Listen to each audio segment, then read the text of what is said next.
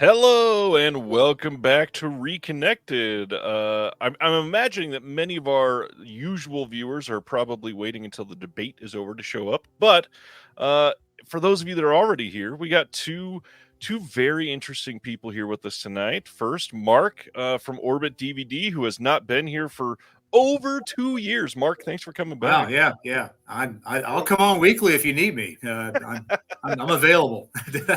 The last time you were here, Orbit still wasn't doing pre-orders. That's how long ago it was. That feels like a lifetime ago. I can tell you that. It's definitely put years on our lives once we started. We'll get into the details and all that and see how that's going. But also, for the first time with us tonight, Mr. Jim Tudor. Jim, hello. Ryan, it's fantastic to be here after being a loyal podcast listener to this and your interviews for just about a year now. I've become this has become part of my weekly routine, albeit this is the very first time I've ever participated in the video side of it. I've been a strictly audio only guy up until tonight. So this is exciting on multiple levels, as you might imagine. Amazing. We're glad to have you. I'll be here. You're prettier than me, so you already got that going for you. I don't know. I've been told I've aged poorly. But also aged well. So it depends on who it is, and I'm sure the same would go for you as well. Yeah. I'm freaking 50 years old, and all this gray just exploded. It just happened. Oh, that literally just happened the past couple of years. Yes, it's been a few. We got Erica Schultz on the chat saying thank you, Marc, for carrying the Sweetest Taboo book for her. Oh, okay. So, do you have time to tell a small story? Of course. About her, yeah. So she emailed us, and she's saying, "Hey, my mom," and I'm paraphrasing, so correct me if you remember this better. But she's going, "Hi, my mom lives in the area and around us, and it's like going, do you want to carry?" She wants to know if you want to carry my book, and I'm sure she done a research on us and knew who we were, right. but I'm like, we get solicited a lot, and I wouldn't say I blew it off, but we're like going, well, let's see what you got. And then she showed us, and we're like going, holy crap, this is the best thing I've ever read. And we love it. Yeah, we like quoting from it all the time, and we're huge fans. So yeah, she completely blew us out of the water. Yeah, we were shocked that she was coming to us. We were humbled, I guess. It's a gorgeous book. I'm so glad that it's an amazing book. Yeah. Well, speaking of success, I mentioned the pre-order thing. It's been a couple of years. So how has that been? Because it seems to me from the outside, Orbit's kind of exploded in popularity since then, which last time we were talking about how you got more popular since the start of pandemic. So it's like exponential increase now, it feels like. It has felt exponentially, yeah. And I joked, adding years to my life every month here. But yeah. So we, I never was much of a pre-order guy personally, except for, I had a video store. So we of course would pre-order for the store and whatnot. But a lot of the customers wanted it. And it made sense to us. The question for us was just, could we do it? Right. People think that we're a warehouse. We have this large space that we occupy. That's not the case. We have a store. So until about a year ago, we were still shipping behind our counter before we opened up, and we have office suites above us and whatnot. So my wife Deb kind of took it upon herself to figure this out, the pre-order process. So she is the one that has really made it very, very practicable and for everybody. Customers, ourselves, the shippers, and the other employees that are pulling the tickets and things like that. We have worked out a system, and We have been stress tested with that time and time and time again. The next one is tomorrow. It's the largest for us, the largest American pre-order we've ever had, which is Taxi Driver. Taxi Driver 4K Steelbook is coming out in a few days. So, but we have no doubt that we'll handle it perfectly. And it like I said, everything's a learning process in life. And with pre-orders, we really didn't have anybody that we can call or talk to or anything like that. So we kind of had to figure it out ourselves. And so far so good. Yeah. Things get missed, I'll say things get missed here and there. Like things with her never get missed. She is absolutely, perfect when it comes down to these pre-orders. But, whatever kinks we have in the beginning, they got worked out pretty fast. Jim, switching over to you, why don't you share with everybody everything you do? Because there's a lot. I only listed a couple in the description, but there's a lot there. Well, okay. You don't really want me to do that. We'll take up all the rest of the time. I wear a lot of hats. Primarily a really ratty cowboy hat when I'm outside. Okay. One hat I wore in the past was working on professional movie sets, like several of your guests in the past. I'm one of those people who made a go of it in the filmmaking side of things. I never really ventured outside Missouri, where I live. I live in St. Louis, by the way, not terribly far from where you are, Ryan. Opposite corners. Opposite corners, the same. Okay, yes, but in the greater scheme of this here United States, but we're not so far. We're not so far. So yeah. Anyhow, I've worked on films in the art department, dressing sets, buying props, building things, all that kind of stuff over the years. Kind of drifted out of that. It is a hustle. It's a freelance gig economy, as they say. So when I wasn't doing that, and by the way, most of the movies I worked on, through no fault of my own or the art department I worked with or the St. Louis crew, who are quite great at their jobs, are no good. The movies are no good. And they're unmemorable and maybe even unreleased. But of note is Gone Girl, the David Fincher film. Worked on that. Got a nice credit at the end, credits of that thing. You have to scroll to the Missouri credits for that. And I worked the Cape Girardeau unit, which was about 3 months of work filming it. Then they went to LA and did another 6 months. And I did not join them for that on account of I have family here. I have 4 kids and a wife. And it was time to come home after that one. That was 10 years ago. And that was the last big movie I worked on. I've all the while I was doing that, also reviewing movies, writing up film reviews. Turns out that's the thing I can't not do. The passion for analyzing film, talking about cinema, just trying to, hash out what's what in the cinematic world is that's my number one thing. It took me a while to learn that. Unfortunately, it does not pay. But through that, I've gotten other perks. I've risen to the level of president of the St. Louis Film Critics Association. I've been doing that for 9 years. I'm pretty sure my term is up several years ago, but don't tell anyone. And yeah, actually my term will be up in 2026. I'm going to walk away after 10 years. So the St. Louis Film Critics Association, kind of, managing that. I also run ZekeFilm.org, a non-for-profit. And since 2005, I've been with Screen Anarchy, contributing randomly here and there over the years to, film reviews and whatnot. Nowadays, I pretty much just review criterions for them. But that can always change, But yeah, my main place to go is ZekeFilm, my own website. Look at that. Oh, you Pat Garrett and Billy the Kid there. He just held up that, and I'm supposed to get a review copy of that for Screen Anarchy. And I haven't got it yet, and it's coming out next week, so we'll see. Anyway, that's just part of my long list, Ryan. Sorry, are you sorry you asked? No, not at all. I think many Uh-huh. people will find that very interesting. Oh, sure. How interesting can I be when we've got Orbit DVD on here?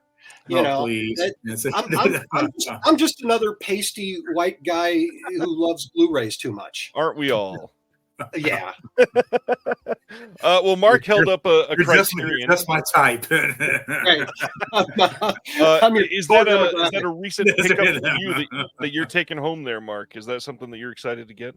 Yeah. I mean, I famously don't really have a large personal collection of films because Right.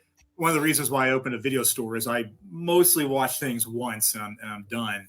However, humongous Sam Peckinpah fan, and they did a number on this. I tell you, this. I mean, I haven't opened it yet, but that's a big deal. It's Criterion. It's going to be absolutely fantastic. So, are you going to open it on camera tonight?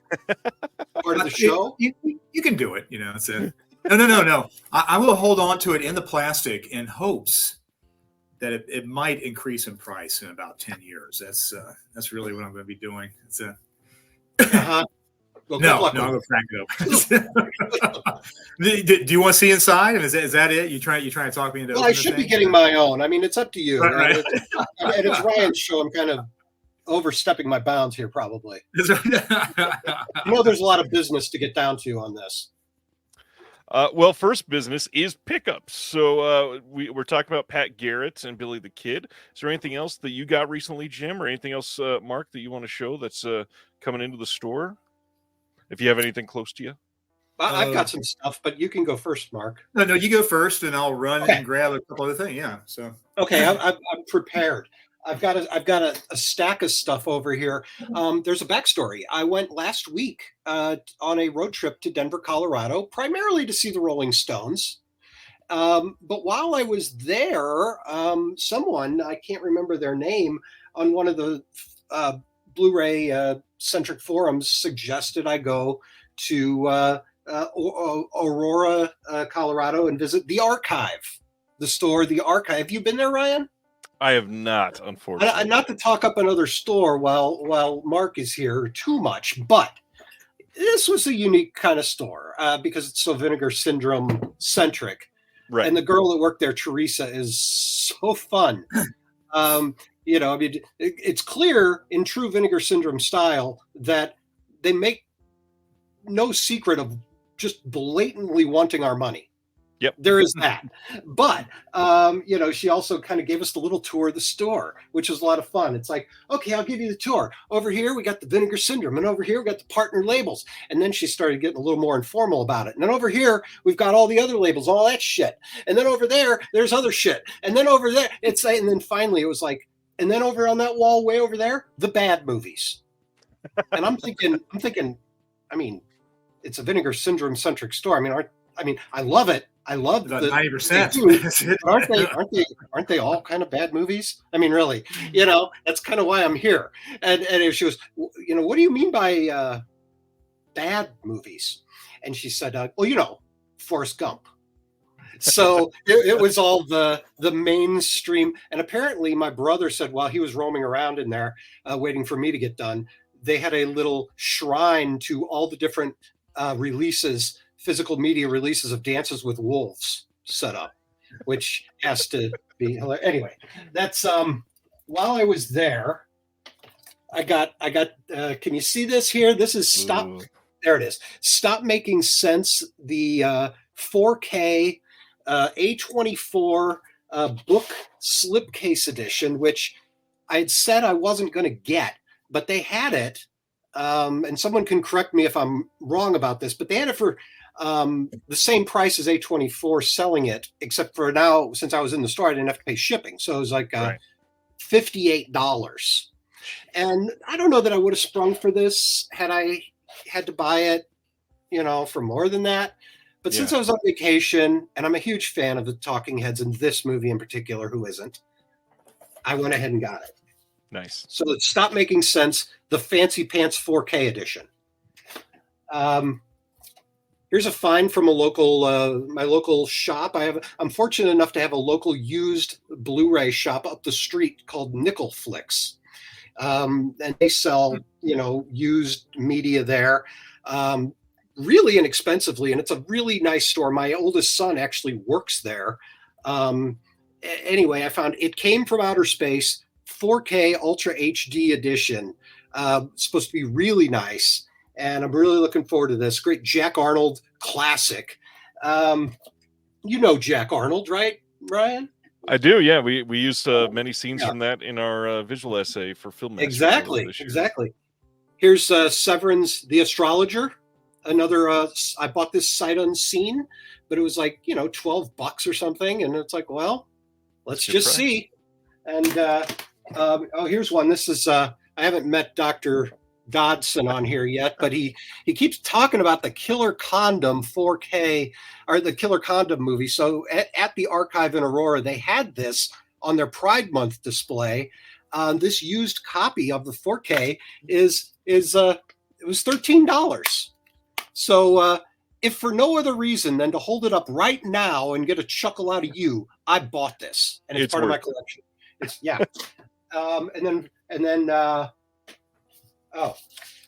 I got this. I was one of the lucky few to get this on $10 blowout at Vinegar Syndrome. This is Kinzaza. Am I saying it right? Kinzaza. It's more like a za.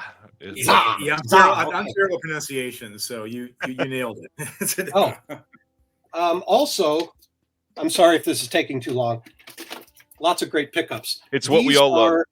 DVDs. You guys remember DVDs, right? These are DVDs of the drive-in collection, Vinegar Syndrome. These are the ones I was not able to snag when they were $5 during one of their sales. So I was able to fill in some gaps there. From Marc's competition, I just got a stack of these Radiance titles. There's The Moment of Romance, Facts of Murder, Elegant Beast, and this one, The Iron Prefect. So I got those on sale, and that shipment just showed up recently. Nice. And then finally, here's another Nickel Flicks local pickup, Doris Day, you guys. Doris Day collection on TCM from like circa 2009. This is 4 Doris Day classics from early in her career, before she became the world's oldest virgin. I teach, by the way, I should mention, I teach courses on film history also. I'm one of those guys at a school called Webster University in St. Louis, and one of my courses is the history of comedy cinema. So Doris Day is part of that. I'm done. Those are my pickups. Love to see that. Marc, what do you got in? What is shipping now from Orbit? What do you want to share with us? Sure. Well, part of my joys is we buy and sell used movies. So I'm able to just take home what I want from these mail-ins. So this might be the only official Russ Meyer we'll ever have. Anyway, there is Beyond the Valley of the Dolls, Criterion. Now I brought home a new copy of this, but then what we're finding is people almost inevitably sell us brand new releases. For example, I just brought in Stop Making Sense. Someone sold it to me literally 2 weeks ago. And wow. So anyway, here is Planet of the Vampires. It's excellent. Speaking of Radiance there. Getting hard to find already too. Yeah. We were able to scrounge. We have multiple suppliers we have found in England. So once one gets tapped out, we just go to the other one and just start accumulating as much as we possibly can. But I was able to bring the new copy back and sell it and keep the used copy for myself. I was at Living Dead weekend earlier this month, and the great folks at Severin are always there. And I was able to get the Del Morte Del Amor. Hard to see with the glare there. So happy with that. That's a killer release. And finally, I collect 8-track tapes. That's my thing. I'm obsessed with 8-track tapes. I can show you 1,000 of them right now. But there is one person I really look to collect, and that is anything Ennio Morricone. Wow.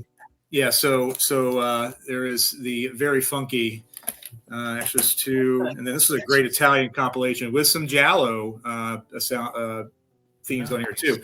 So I had to take home this movie too. Yeah. So and the story behind this. My wife actually bought me tickets to see him conduct twice, but he had twice had to cancel in Brooklyn. Oh, and never had the chance to see him. So it, just really still hurts, but there's always the music I can listen to and watch the documentary. So yeah, I mean, this is actually kind of the biggest stack I've had in a while, but I was like, oh yeah, I'll take this one. Oh yeah, I'll take this one. Oh yeah, I'll take this one. So it's great being an owner sometimes, it's like not having to, not have like the employees sometimes have to like really wrestle with, either eating or taking home movies. Whereas I was like going, no, I got this stack right here. So, so it's all good. Yeah. But like, that's pretty much all I got for this month so far, but the month's not over yet. We'll see what happens. And that's a pretty good month for you. I remember last time there was a month either. Of course. Yeah. I set aside 4 that I feel like people are not talking about enough. The first one, this is shipping now from everybody, the brand new, the Guyver release. This is just incredible. This is the first time it's been uncut in HD in the US, and this is easily going to be the definitive release of this film. Another one that I picked up solely on the recommendation of dear friend Celeste de la Cabra, The Wolf House is another one that Orbit has had, and this thing looks amazing. Cannot wait to watch that. It's a ride, I can tell you. Yeah, it's strap yourself in. Yeah, Next is Altered Innocence. This is a label that just left OCN, and I feel like people are already just forgetting that they exist. But She is Conan is one that everybody needs to check out. Another Bertrand Mandico title, and they've done, I think 3 or 4 of his releases now, and each one I feel like they're just ramping up in craziness. And supposedly this one continues that trend. And then finally, one of my favorite films of the last 10 years, I got in finally the 4K of Green Room from Second Sight. Love this movie. It is incredibly punk. Brings back a lot of memories of the music scene that I was in, and just an amazing movie. Mark, with how busy you've been, you have much time to watch stuff lately? No. we love watching cooking shows, and I think it's now like beach renovation competition shows when we get home. We're so worn out. Beach renovation. What did I watch last week? I am still watching like maybe 2 or 3 movies a week. I am. It used to be 1 or 2 a night back in my heyday. Now I have an employee about the same age as me. He's turning 50. He still watches 3 movies a day. 3 movies a day. And he has literally seen everything. But that's so memorable. I forgot what it was. What did I watch? Now we got people giving. Yeah. You could guess. I guess. Was it The Empire Strikes Back? No. However, we did buy, I can't put this on the site, but we did buy those fan mastered Star Wars trilogy film for somebody. Legally we can't make those available, but I'm kind of I know that they've spent a long time doing the first one, and then I think maybe they had to kickstart the next 2, but I'm really excited to get into those just to see Army's, the other course I teach is the one I created from nothing, is History of Star Wars and its effects on pop culture, leading up to the original films and then back. So I use those exact ones, Mark, those fan restored, because it is, for academic purposes, absolutely, and also personal preference, we have to show those original theatrical versions, and that's the best way we can get them. Is the fan recreations. They do a really good job. But like you say, it's under the table ish, but everybody knows about them. I think that cares. Right. Yeah, I find it very impressive. Oh, good. Yeah, I can't. I mean, I have them here now. I can't wait to watch them. Honestly, so mean, I was right there in the line the opening weekend. So, it's definitely is a huge man. part of my life. Yeah. So let's see. You would have been 4 years No, old? I was 8. I'm 55.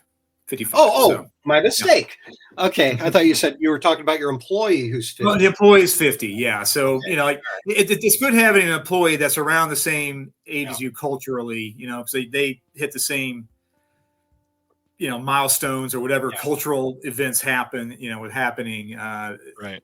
together, for the most part. So it's good having someone to bounce things off of. Absolutely. Mainly $6 Million Man and Bigfoot. That's basically all we talk about. That's probably 85%. Wonder Woman, so it is, yeah.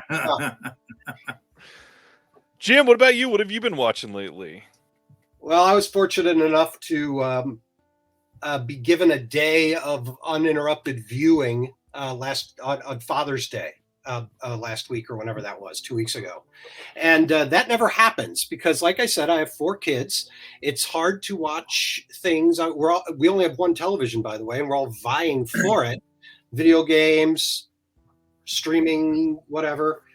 But on that day, it was mine. And I watched this. I watched Nightmare Weekend from Vinegar Syndrome. This is another find from the Nickel Flicks store in where my son works. They were selling this out-of-print slipcover with a mirror on it. And, I'm not a big slipcover junkie, but I like a fun slipcover as much as the next guy. And, man, look at that. This is I was like, I don't know much about this movie. And then the guy working the counter, my friend Jeff, who works there, he's a bit older and loves trash movies. And he goes, "Oh, that's terrible." So I had to get it. And anyway, Nightmare Weekend was satisfyingly terrible. This thing has a puppet that kills people with a computer somehow, tying everything together. Apparently, the crew wasn't speaking English. The script was in French, and nobody knew what was going on. And man, does it show! Okay, next from Saturn's Core, Red Spirit Lake. You know that one? This is a shot on video, and I'm not a big shot on video guy either. But this came through the store, and it was I don't know. I think I paid $20 for this, which I don't know. I don't think you can get the cardboard slipcover anymore. So once again, I was snagged by this one. And Red Spirit Lake is nuts. I can't say I understood a minute of it, but it has that Lynchian fervor that maybe you want from your shot on video. At Screen Anarchy, I reviewed Querelle, the Rainer Werner Fassbender, the final film he made from Criterion. Querelle,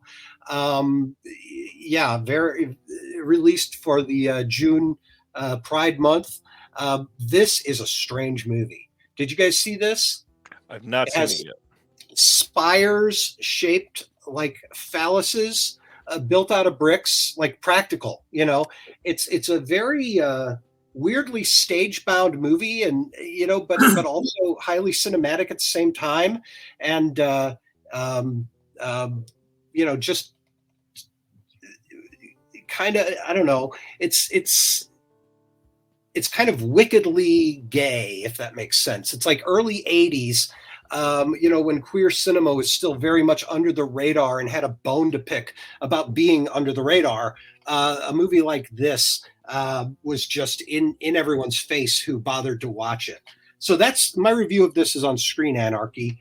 Can I say, Jim, too, I'm so glad you wrote about it. I read it, and I very much appreciate you including the picture of the architecture so that we can all see it. Yeah. I mean, it's hard. I mean, it's I should say difficult not to when it is such a point of conversation when you're talking about Querelle. How can you not talk about the phallic spires that are 2.5 stories tall that the actors are all just wandering past at any given point? How about sci-fi chillers? This is a review I did at ZekeFilm recently. 3 sci-fi chillers from the 1950s. I love. I think the 1950s is my favorite decade of movies. I think it's the most interesting decade of movies, with the 1970s being a very, very close second. Most people pick the 1970s. For me, I love the tension embroiled in these in the best of 1950s cinema, and so much 1950s sci-fi takes us there. With the Cold War and things percolating that will erupt in the 60s. The 1950s were a terrible decade, for a lot of people, but for cinema, it's one of the more interesting. And finally, this morning I watched Francis Coppola's The Rain People. I guess we'll get to him later. Is that right? Yeah, after we talk about announcements, we are talking about Francis Ford Coppola, and The Rain People just got a recent Blu-ray release. I know a lot of people were very stoked about that. I found this for $2 at the store up the street, Nickel Flicks. So I bought this probably last year, and haven't been able to haven't gotten a chance to upgrade to the Blu-ray yet. And watching the disc of this today, man, do I need to, because this is not a good transfer in some ways. I mean, at first it seems like it is, but then you see the James Caan's red coat, and it's like literally pixely on this DVD, Warner Archive DVD of The Rain People. So if you're considering The Rain People, I would say go for that Blu-ray. It has to be better than this, the quality of this DVD. And then you find out it was just a choice, and it was meant to be pixelated. Oh, sure. Yeah, 1968 aesthetic choice. That's how cutting-edge Coppola can be.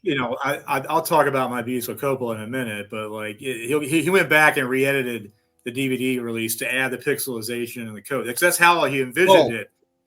Back in like with 68, 69. Right. I love that we just rewrote Hollywood history, and somebody's updating Wikipedia right now. You heard it here first. That's a very interesting fact. Yes. My last week, I went to the theater with my kids and saw Inside Out 2, and was pleasantly surprised that it didn't suck. Especially when Pixar just put out this announcement that they're shying away from directors' personal experiences and moving towards more mass market appeal films. And man, did that make me sad when they said that. But Inside Out 2, it's great. It's pretty good. I wish they should. Yeah, and it's very much like the first one. So if you like the first one, you're going to love the second one. I think it's a little beneath the first one, but still very good. I would agree with that. I think it's a little more, I don't know, like heady. They tried things with this one that they shied away from that first one. It's a little more advanced. Maybe. It's the difference between a child and an adolescent, I think. Exactly. Yeah. The other big thing, I revisited Scorsese's Gangs of New York for another podcast, and man, forgot how much I didn't like that movie, and still don't like that movie very much. The set design is nice, and Daniel Day-Lewis is fairly talented, but I don't like much else. I didn't like that when it came out, and I was bummed because it was this long touted thing that Scorsese had always been wanting to make since the beginning of his career, and then finally he got to do it, and he got to do it on his terms.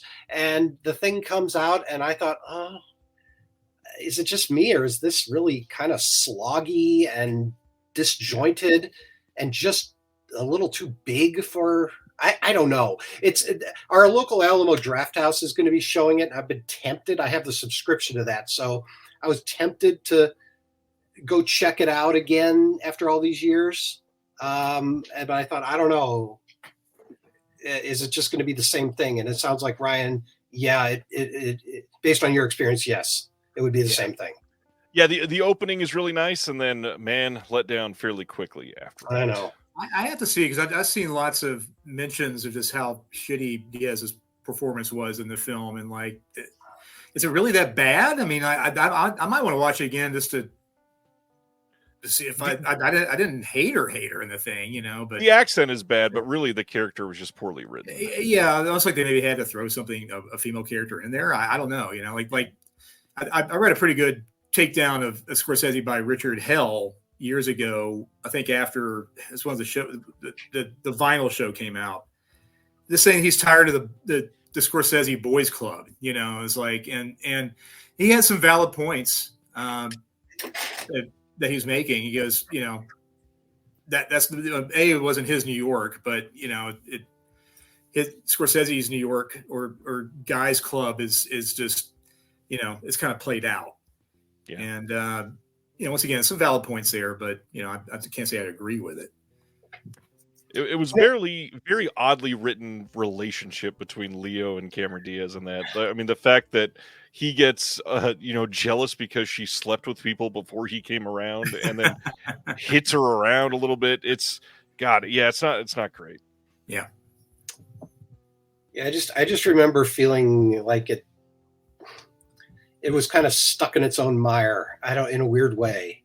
And I felt badly for not liking it, and for Scorsese finally getting to do it. And then it was this. I don't know. It's a very muddy movie, so I forgive it for spinning its tires. Lots of mud. Yeah, good big mud budget. Yep. All right, gentlemen, are we ready to cover some announcements? By the way, I believe literally every single thing we're talking about tonight will be able to be ordered from Orbit DVD, except for maybe some of these Walmart Steelbooks, because I'm not sure if those are exclusive yet or not. Well, depends on the company. Depends on the company. Yeah. Yes. All right, let's get into it. First up, last week, our first announcement was You're Next, coming on 4K from Second Sight. This is coming fairly quickly, August 19th. And this is going to come with a brand new 4K restoration with Dolby Vision, approved by the director, Adam Wingard. We've got a new audio commentary with the director and the writer, Simon Barrett. We've got some archival stuff in here and a whole bunch of new interviews. Adam Wingard, Simon Barrett, the producers, a couple of the actors. Of course, at Second Sight, so you got a long book with a bunch of new essays by Martin Coterio, Andrew Graves, Kurt Halford, Alexander Heller-Nicholas, Sheila Rowan Lee, and Heather Wixon, plus 6 art cars and all that fun stuff. You're Next. Anybody seen this one and like this one? I have not seen it, but I've been wanting to make time for it since it ever came out. I've heard good things about it, but I won't be picking this up because it's a bit much for a movie like that I've backburnered for whatever reason. Mark? I loved it when it came out. I think now it has created some horror tropes that has been copied a lot since then. But I think they're kind of the OG. They're kind of like the people that kind of set the template there. So yeah, I think it's great. I think Second Sight is great for really highlighting films over the past 20 years. It doesn't have to be stuck in the 80s. When you reach you look at the horror genre out there, and we're excited about this one for sure. I haven't seen it since it first came out, so I'm looking forward to seeing it again. Same for me. I really remember liking Barbara Crampton a lot in this. Individual characters are just super fun to live in this little universe they create for the night. I also think it's funny that we have this overly crazy 4K lavish release from Second Sight, and then in about 12 minutes we're going to cover this very cheesy Walmart Blu-ray release from Lionsgate in the States. But that's how it goes lately. Next up is this crazy looking Blu-ray release from Treasured Films in the UK, coming in August, of The Island from 1980. If you have not heard of this one or may not recognize this did get a very early Scream Factory Blu-ray. This one's got some big names in it too. You got David Warner, Michael Caine, directed by Michael Ritchie. Lots of new extras on this, new audio commentary with Kim Newman and Barry Forshaw. Interview with one of the stars of the film. We got visual essay by Howard Berger and Kevin Marr from Indestructible Man on Michael Ritchie himself. Visual essay by the author John Harrison about Peter Benchley on screen. And then one that Mark is probably excited about, Eugenio Ercolani in Italy made a 42-minute visual essay about Ennio Morricone. And that is the one reason I want this release. Any Morricone special features is okay by me. Yeah. In case the Ennio doc isn't enough, then you can always, supplement it with this, because I'm buying 8 tracks. So, yes, I of course will watch this for sure.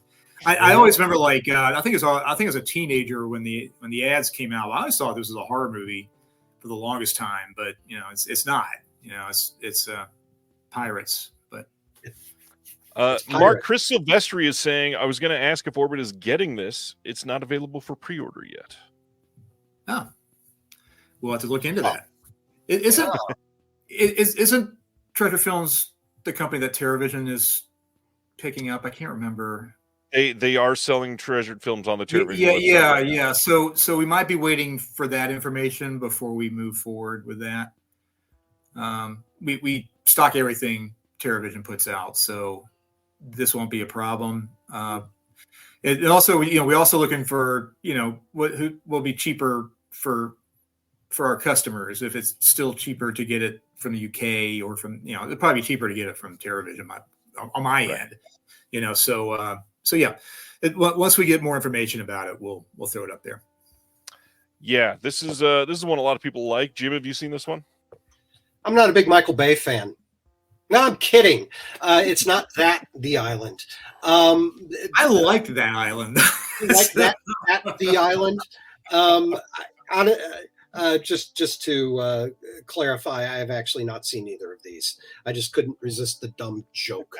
But no, I go for this. It sounds very interesting, but no, I have not seen it yet. I can't vouch for it. All right, going to our next one. Then we got into Imprint with some big ones. September 25th are when these 3 Imprint releases are coming out. The first is the Tales of Adventure Collection number 4. We got on this one King of the Rocketmen from 1949, worldwide, first time on Blu-ray. Flying Discman from Mars from 1950, The Invisible Monster from 1950, Radar Men from the Moon from 52, Zombies of the Stratosphere from 52, Mysterious Dr. Satan from 1940. This one is in SD, but on Blu-ray. And then Commando Cody, Sky Marshal of the Universe from 53. This seems like it's right up Jim's alley. Yeah. With the Star Wars course that I teach at the university, this sort of thing definitely has a place because young George Lucas grew up watching these episodes on television when television first came around and his family got a television. So yeah, this stuff's important. Now, for me personally, I wish I had the patience and the wherewithal for old serials more than I do. I know you're not supposed to, they weren't made to just be watched binged in a 3+ hour sitting, but that is what most of us would end up doing when you throw in a disc like this. And it just wears me out after a while. There's something about it that is as fun as it can be. Daredevils of the Red Circle from Kino Lorber a few years ago. I reviewed that. That's supposed to be the best adventure serial ever made, period. So says the experts, and that wore me out. So I don't know. I'd love that said. This box set. Who's this? Umbrella or Imprint? Imprint. This looks fantastic. It's hard to resist this, although I know it would wear me out. Mark, any thoughts on this one? It does. I can tell you already, this is going to be the most popular Tales from Adventure set yet. Just looking at our pre-orders, I think people have been waiting because the previous ones have seemed like Jungle Adventures and just the run-of-the-mill action films from the period. But this is the one. It's the serials, sci-fi, a little bit of horror elements as well. This is the one I think people have been waiting for. And I'm looking forward to it myself, to be honest. Some of these I've seen, a lot of them I haven't. If you are a special features nerd like myself and like a lot of us, they are making all the right choices for this as well. They got Tom Weaver to do audio commentary on about half of them, Gary Garani on the other half, and this is just going to be probably an almost perfect set if you are into this sort of thing. Yeah. Absolutely. Definitive set. I can't imagine anything there. Supposedly, they've got 2 or 3 more of these Tales of Adventure sets coming. So if you're into this stuff, I hope you got your wallets ready because these are pricey. Yeah, this is the most expensive. I think most of them only have like maybe 3 or 4 movies in them. But this one's packed. Definitely packed. All right. The next one from Imprint is Voyage of the Damned from 1976. This is from Stuart Rosenberg. This one is going to have a 2-disc hard box collection with a brand new interview with Malcolm McDowell, new audio commentaries, and then a rarely seen 3-hour extended version of the movie, although that one's only in standard definition. We got Matthew Asprey Gear, who's doing the commentary on the theatrical cut. Daniel Kramer's doing the extended cut, and then Malcolm McDowell with that new interview, and maybe some more special features coming eventually. Voyage of the Damned. I'm not sure if I've seen this one. I feel like I have, but I don't remember quite. What about you, Mark? This one, it's one of these films that we probably would catch on TV. Yep. A couple years after it came out, and for the life of me, I can't remember it. So sometimes, like these, star-studded cast, disaster films or whatever, action and adventure films, they're kind of a blur in my earlier memory. And, I can't remember this one, to be honest. I might have seen it. Especially the 70s. They all blended together. I mean, and I was too young to be enjoying. I mean, I enjoyed the 70s immensely, but I was too young to be really enjoying the 70s. So what about you, Jim? I've never seen this, and I haven't really heard about it, I have to say. But yes, it does very much strike me as one of those 1970s wannabe mega productions. As we can see from the cover of the outer box, there's, what are we looking at here? 18 heads of actors, recognizable, famous, like, oh, look, it's so-and-so. Is that fake on it? I can point out 3 of them right now, I think. David Niven, Orson Welles. And I see the ship is cruising over a giant Nazi swastika in the ocean there too. So that's telling. They're literally in the shadow of death, it says. That's the tagline, in the shadow of death. So that's why they are damned on this particular voyage. They got lost in the Bermuda swastika. Oh, it happens. It happened a lot in the 70s. Yeah. It starts in the upper left. That's where you get confused. Ends down there in Chile. That's right. Watch out. Next one, Imprint putting out Capricorn 1. This one, of course, a classic that many people love. This one is with Elliot Gould, James Brolin, that one guy, O.J. Simpson, and even Karen Black. This is going to be another 2-disc hardbox release that includes the theatrical cut and the rarely seen 2-hour and 9-minute extended cut, both in HD. On this one, we got a new audio commentary by Daniel Kramer and Daniel Waters, who's the screenwriter. He is also on the extended cut. There's a new interview with Elliot Gould. There's some archival featurettes and all kinds of that good stuff, plus more coming in this one. How do you guys feel about Capricorn 1? I want it. I've never seen that, but I want that box set right there. That's looking good. That's in my wheelhouse again for the Star Wars studies that I do. In the wake of that, this movie comes along the following year, and it's very much in the pre Star Wars 70s milieu of distrust and paranoia, and that's still carrying over. That's interesting. It's also a star-studded film with you got your paranoia, you got your O.J. Simpson, you got everything. They're faking the moon landing and this comes along just in time for the Fly Me to the Moon theatrical release, that Scarlett Johansson movie that's coming out, also about faking the moon landing. Topical. That's a lot about faking the moon landing. All right. All the O.J. Simpson jokes. That is Capricorn 1. Like I said, all of those coming on September 25th, Blu-ray from Imprint in Australia. One of the bigger pieces of news from the week, other than one main title making its 4K debut, Variety reported that Shudder and IFC are partnering with Severin to deliver home video releases of specifically 11 special edition physical titles that they're going to be putting out, including Satan Slaves, Antiviral, Baskin, the 2012 remake of Maniac, Sisters, and the Autopsy of Jane Doe. Now, on one hand, this is exciting because it could lead to more streaming service titles coming to Blu-ray. On the other hand, mostly everything they announced here have been released on Blu-ray elsewhere, and I'm wondering what they're going to do to mine out of these. Any of these titles specifically that you guys like or have an interest in? Oh, I absolutely love Autopsy of Jane Doe. I mean, that's amazing. Amazing. I enjoyed the Elijah Wood Maniac. Antiviral is a good, Antiviral is a good debut for Cronenberg. I mean, a lot of these, this is solid list here. I'll say Raven Banner has Autopsy of Jane Doe in Canada, and that's probably one of the best slipcovers ever. I don't know if you've ever seen it or not. It's incredible, and we have sold a ton of them. So I don't know if they can top that or not. We'll see, but I'm well.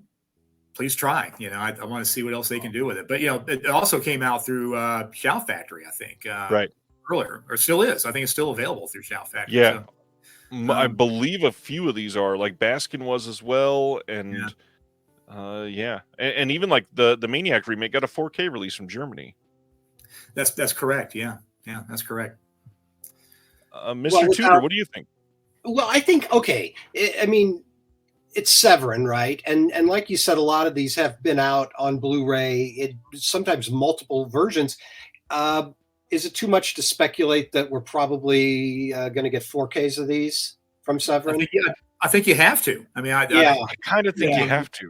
Yeah. We have a saying at Orbit. Lateral moves sometimes do not make it better. It's got to be really impressive, like a remaster or something like that. So people don't like switching from Blu-ray to Blu-ray.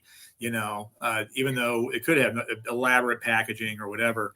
I mean, it really has to be a leap up in quality and format to get people interested in it. So you're probably right. I think it is going to be 4K. Offhand, I would get I do Antiviral because I've never seen it and I don't have any version of it yet, and Autopsy of Jane Doe for the same reason, honestly. And I've been wanting to get around to those too. The Maniac, the Elijah Wood Maniac, unfortunately, I just bought a cheap Blu-ray of that used just, I think, a couple days before this announcement dropped. Thank you for your service, is what we say. Yeah. Unless there's some sort of bundle that month with a 4K of that, I don't know that I'll be going out of my way for it. It'll be a 4K bundled with a full mannequin for you to take home. There you go. Well, that's hard to resist. And something my wife would just love to have in the house, I'm sure. Along with stacks and stacks and stacks of physical media, just customized clutter, man. Bring it. Have either of you seen Baskin yet? No, but I think my staff likes it, if I remember correctly. Baskin is wild. Strong recommend for anybody that's never seen it. It is I think it's Turkish film, and it is like a descent into hell like I've not seen in a film like this in a long time.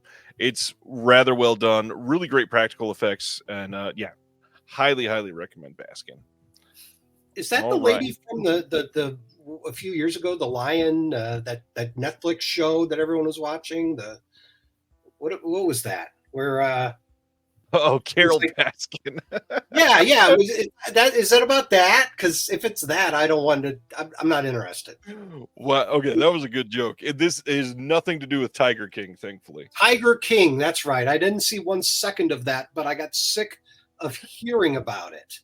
And now there's a movie called Baskin that seems to reference it. I'm just keeping my distance. That was really funny. I did. Not a joke. Okay. Next one up is 1987's Hiding Out, featuring John Cryer, is coming soon to Blu-ray from Kino Lorber. Obviously, we have no idea the date because they do this all the time. But this is what we are getting. I've never seen Hiding Out. I was never a big John Cryer fan. Either of you? No, I've never seen it, but I remember when it came out and it got trashed in the local newspapers by the local critics. Before my time, of course. I was, I don't know, what is this, 8th grade for me. So no, can't can't say I've seen this or that I'm looking forward to it. Although at ZekeFilm we've had a pretty good relationship with Kino Lorber in terms of getting screeners and whatnot for review. If this comes along as an option to review, maybe I'll take that opportunity to catch up with Hiding Out. Otherwise, I don't know. I get that. Yeah, John Cryer's never done it for me. I got to be honest. Superman 4. He's the terminally 80s guy, isn't he? That Lex Luthor's nephew in Superman 4. He'll be he's immortal for that. And then going on talk shows a decade or two later and telling hilarious stories about how bad it was making Superman 4. And yet he worked for years on 2.5 Men. You know, so it's good money if you can get it. Absolutely, I'm sure he's laughing all the way to the bank with that one. Mm-hmm. Our next one, August 27th, we're getting a 4K and Blu-ray from Warner Brothers of Watchers from this year. This is the M. Night Shyamalan family Nepo baby movie that came out starring Dakota Fanning. And this one, unfortunately, didn't get rave reviews. I know you get to see some new ones often. Did you see this one, Jim?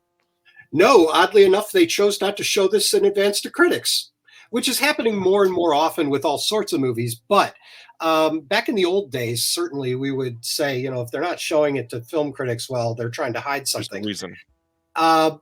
With this one, I mean, my gosh, how blatant could it be on the commercials and the trailers? Shyamalan, Night appears before it, and then Ishana. It's like, wait, what? You know, and then it's produced by her dad. I won't know. This I've not seen, and I don't know. Point of No Return is what that says. Yeah, and 134 below that. Yeah, that. I mean, even by skeleton standards, this plays into the film. I was going to say, even by skeleton standards, this skeleton's seen better days. Unfortunately, that's all I have to say about this. I don't know anything. The Watchers. Let's go on to the next one. Our next one, we announced this last week, is coming from BFI, but because of that, Deaf Crocodile had to spill the beans that they are working on a Blu-ray as well of The Outcast from 1982, the Irish film. Their bonus features that they wanted to share with you, just in case you wanted to go with theirs over the BFI release. They're going to have a new video interview with the director. They're going to have a new commentary by the producer and professor Rod Stoneman, who is the former head of the Irish Film Board and a former director of the Houston Film School at the National University of Ireland. There's a new essay by Paul Duane on this that is going to be exclusive to the deluxe edition. Walter Chaw also wrote on this one in the deluxe edition. And then there's going to be a bunch of short films, which Deaf Crocodile always does a great thing with their short films. Always appreciate these. And as a final reminder, you are only able to subscribe to Deaf Crocodile for the next couple days through Diabolic DVD if you want to get in on that subscription service. First off, The Outcast. This one sounds good. How do you guys feel about Deaf Crocodile? I love he's watching right now, so I love Deaf Crocodile. Yeah. Deaf Crocodile? Are you kidding me? That's like the best thing. literally up there in the press line.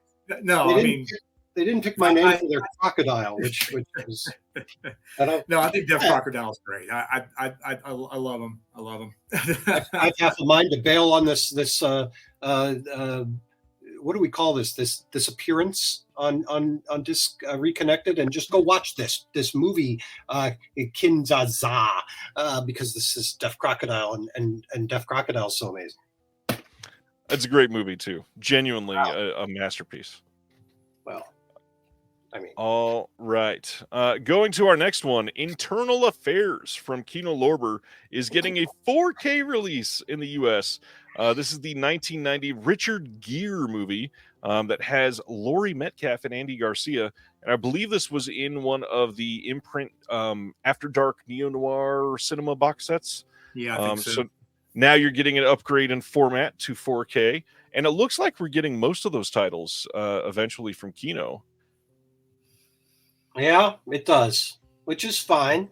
I don't know anything about this, although it's one of those generically titled cop thriller, neo-noir things that came around so often in the 90s that no one could keep track of them all. I'm thrown by the cover here. We've got a cover image of this disc where it's like the original poster, and go down. It's like where it says Internal Affairs, and then above it Richard Gere and Andy Garcia, and then right there above it is, I guess that's Andy Garcia and a girl, and it's like just my brain assumes that the names are going to be the faces that we're looking at right there, and it's like that's not Richard Gere and Andy Garcia. No, that's Richard Gere undercover. Who's the girl? Yes. Yeah, they're charming, they're seductive, they're deadly. I don't know. Is any of that ever true for an internal affairs department? I mean, yeah, that's a good question. Yeah, it sounds pretty mundane to me, but the lighting here sure is evocative. So. All I know is the person who buys for our store, she's obsessed with these, like I guess maybe post or kind of pre-Basic Instinct, like sexual thriller.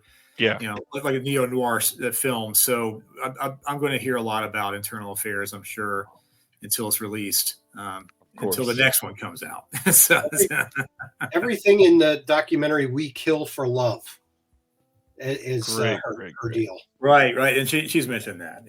Yeah, that movie's good. Well, our next one is probably the biggest single movie physical media news of the week. Bringing Out the Dead, finally getting not only a Blu-ray release, but a 4K release direct from Paramount on September 17th. And they actually spent money on new special features.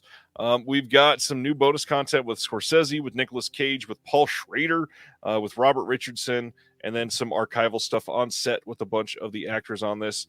Kind of 50-50 because Paramount is iffy on their 4Ks over the last couple of years. But knowing that it's this and it's approved by Scorsese, I'm hoping for the best. This is a big deal. Either one of you excited for this one? Yeah. I am. Yeah. I'm getting it. This is. I saw this movie when it came out. It's stuck in my head. And I remember hearing an interview on NPR with Thelma Schoonmaker, Scorsese's editor, longtime editor, and they were, she was there to talk about whatever the new movie was that Scorsese had coming out. But she just kind of casually mentioned that, something that we tried back on Bringing Out the Dead in 98, 99, whenever this was. And she goes, "That's a movie. Its time will come." And it's like, amen. Its time will come, and maybe its time is in fact coming September 17th on 4K from Paramount. A funny connection with this. One of my friends here in town is older than me. He rode with that character, the guy who wrote the book, and the character that Cage is on that. Wow. He told me stories wilder than anything in the film. And this, imagine being an EMT in the worst parts of New York City during this time period it's unbelievable. And he said, yeah, everything is true. And then he told me even crazier stories after that. So now he wasn't, I think in this realm or during this time period exactly, but he definitely was friends with this guy and they were partners sometimes and things like that. So, wow. But I agree. I think this is an absolutely brilliant Scorsese film. I feel that, I don't know, maybe it was just too dark for the audiences when it came out. And like I said, too arty, I was like maybe too much, Yeah. But I'm excited about this. I really am. It's Paul Schrader scripting it, if I'm not mistaken, right? I think that's right. Is that right? Yeah. Yeah. No, I believe that's right, and that's a big part of the draw. It ought to be anyway. And yeah, Mark, like you're saying, my brother back then was studying to be an EMT, and he was doing ride-alongs, and he came out of this movie with me saying, his limited experience doing EMT ride-alongs, it's like there's a lot of what goes on in this movie. Just, picking up the same people every night and things like that, and not knowing what to do with them. And then real legit things come up that are a big deal. This is this release, I think, is a long time coming. Hopefully they do a good job on that 4K. Yeah, that's a big deal. And Paramount, yeah, the last couple of years they've been iffy, but I really feel like this one they're going to go all in. I mean, this is like one of the most anticipated titles from them. They Anything can't screw shot, this one up. anything shot by Robert Richardson too. I just see his name on here. City of Ghosts. He's interviewed on here. I guess one of the new bonus features. That guy, boy, he shoots most of the Tarantino movies. He shot a lot of the Scorsese, a lot of the Oliver Stone back in the heyday of JFK and Natural Born Killers. Just wildly visual, creative DP. That I got to work with once on a beer commercial and Anheuser-Busch here in St. Louis back in my art direction days. Yeah, cool. Robert Richardson shot Scorsese, Nicolas Cage movie. Bring it. It's a big deal. All right. A few more left. MVD Rewind announced 1982 Greatest Geek Year Ever is getting a Blu-ray release on October 22nd. Also coming out on DVD for people still buying those. They got a commentary with the director and producer, one of the writers. Second commentary as well, some deleted scenes, some fan featurettes, San Diego Comic-Con panel, all that kind of stuff. I believe this was previously a Kickstarter film, just getting a wide release now that they've produced everything. And MVD Rewind does fairly good for the most part. I'm sure this will be a good release. Seems, I don't know, it's yet another, 80s video nostalgia hit piece. Nostalgia baiting, I mean, okay, I don't know that I'd need another one of these, but the kid on the cover is reading Daredevil issue 181, one of the all-time great Marvel comic-ish standalone issues, Bullseye versus Elektra. And that right there tells me that maybe, just maybe, the people who made this are actually putting their heart into it and know their stuff, and it's not just chasing a buck. Yeah. That's a big deal.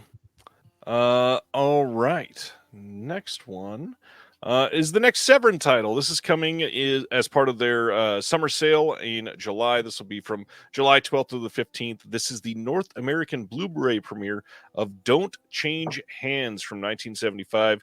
This one says, from iconoclastic French writer-director Paul Vecchiali comes the wickedly perverse thriller that subverts the conventions of film noir by slyly flipping its traditional gender roles. When a prominent politician receives a pornographic film starring her son, she hires a hard-boiled private detective to track down the blackmailer. But as bodies strip down, corpses pile up, and suspects are never what they seem, will this case climax with the most shocking bang of all. Oh, the copyright on this.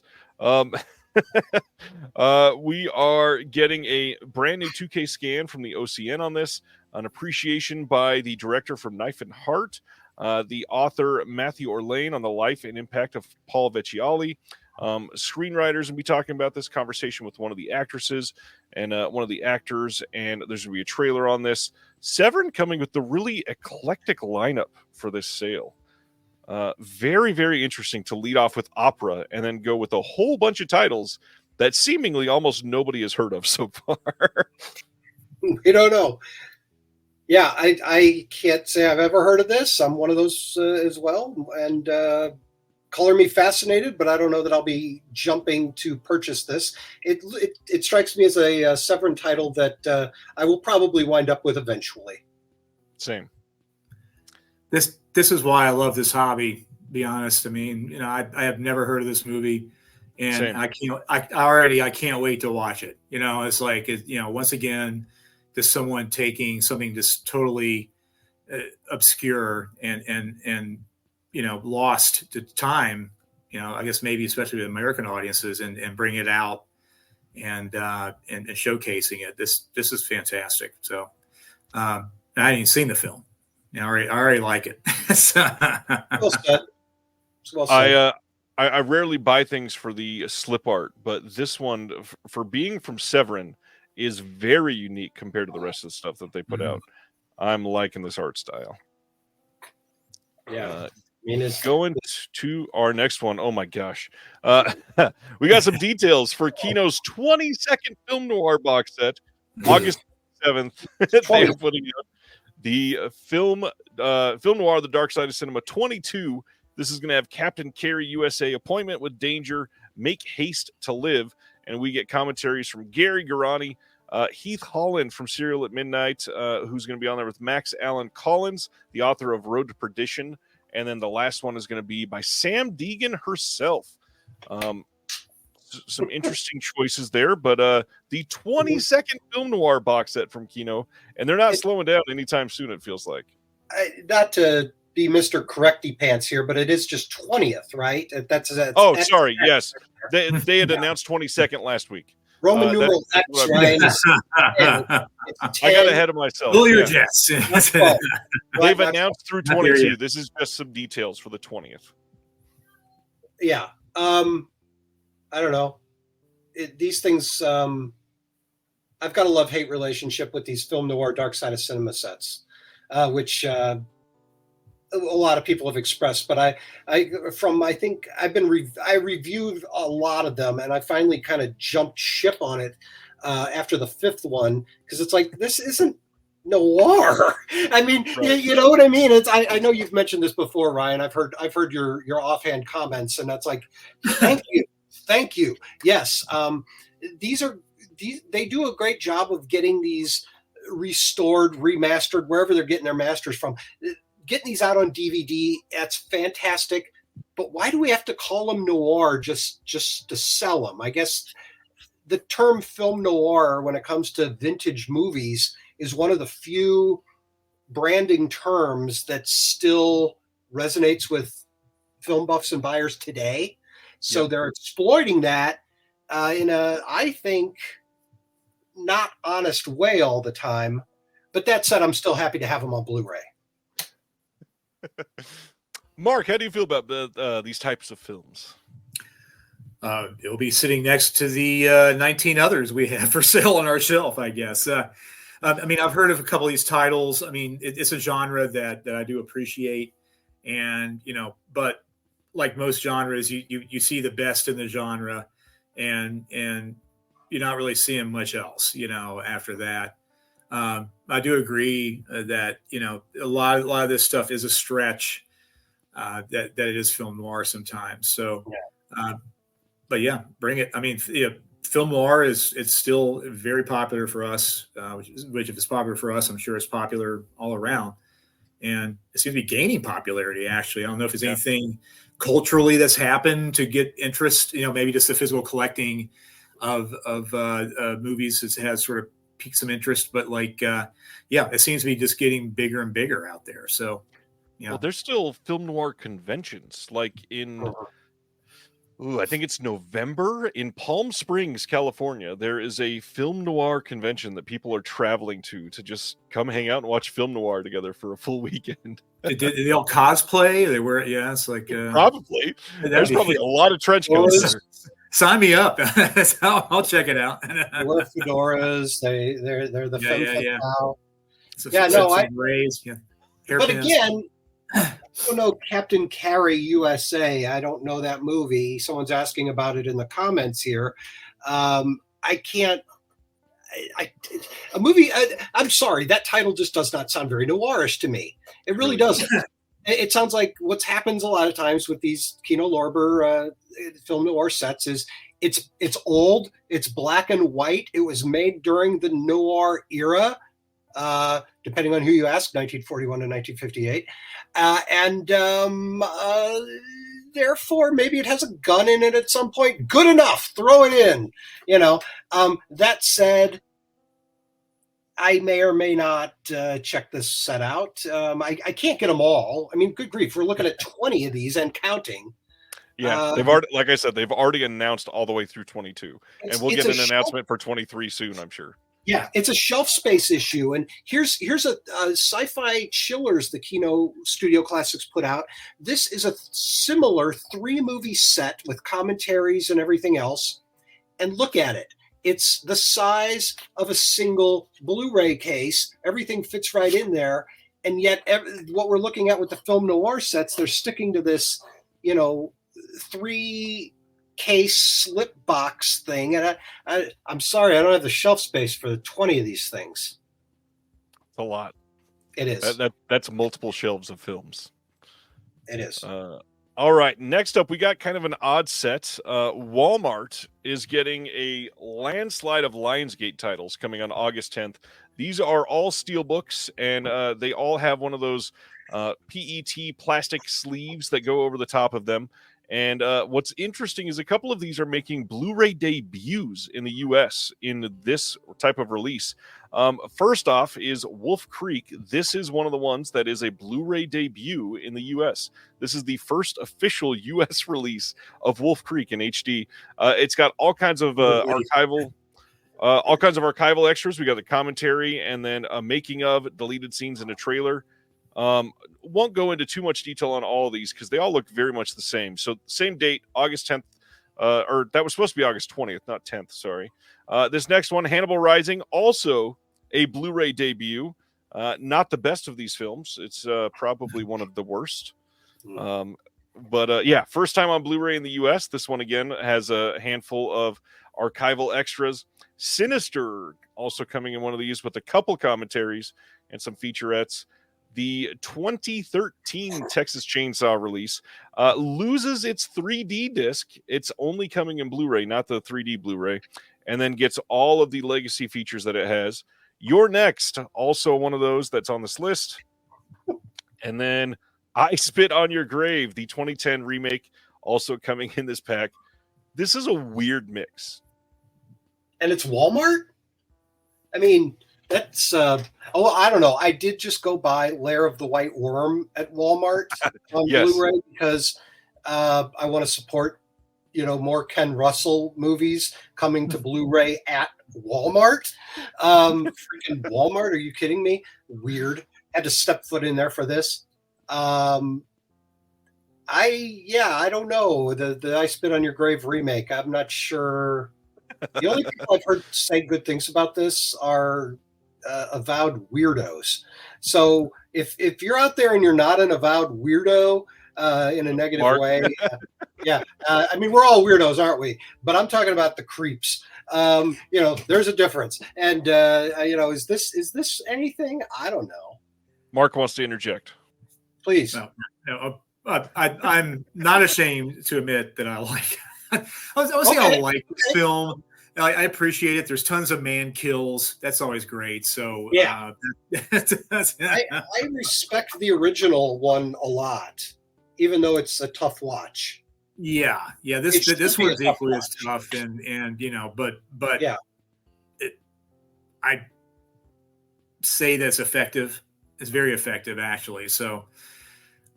Probably the best man kills I've ever seen is in this one. Absolutely. So my all-time favorites. Yeah.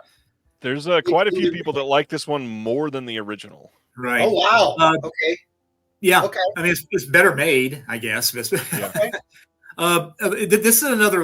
This whole series is another what I just said about lateral moves. It's like you got to really be in love with the packaging. We have seen a huge uptick in Steelbook customers, mainly, I guess, because of Best Buy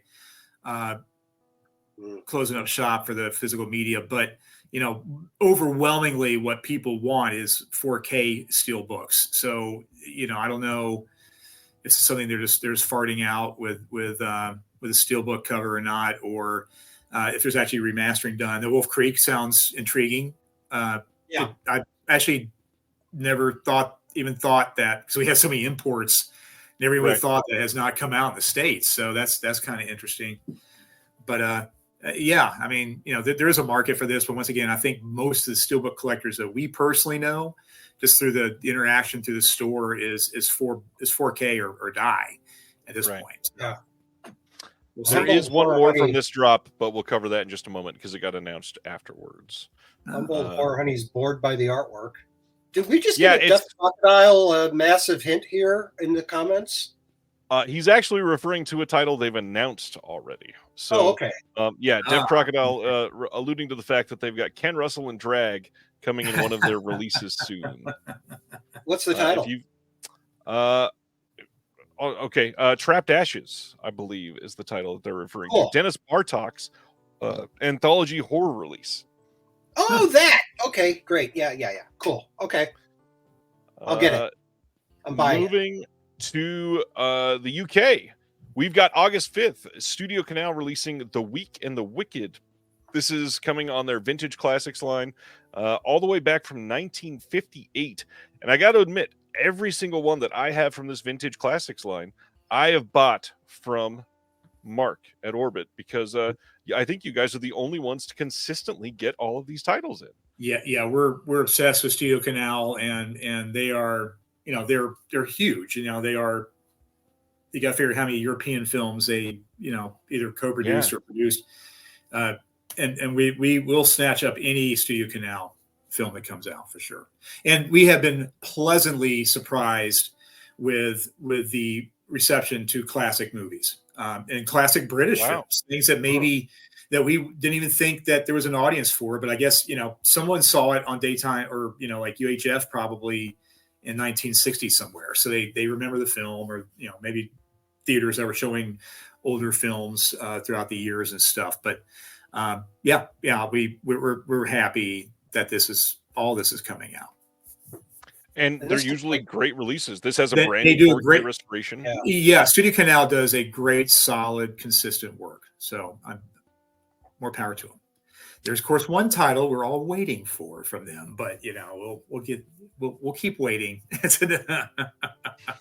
They're even paying for new extras for these. We got some conversations and interviews and stuff. They're also putting out at the same time No Trees in the Street from 1959, related to that last film. Again, another new 4K restoration, all coming on the same day, August 5th, with a bunch of new features on this. Seems like a really easy 1-2 pickup at Orbit for me. Question. Hey, we've got Herbert Long, so you can't go wrong with that. Are both of these region outside the Region 1, the Region A? They will likely be Region B locked.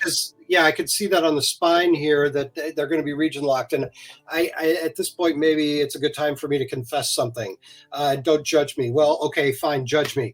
I'm not region free yet. I've resisted it for the reason of it's a way of filtering.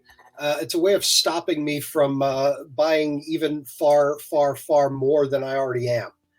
And I've already outgrown the shelf space. I already have too much, and it's not going to stop.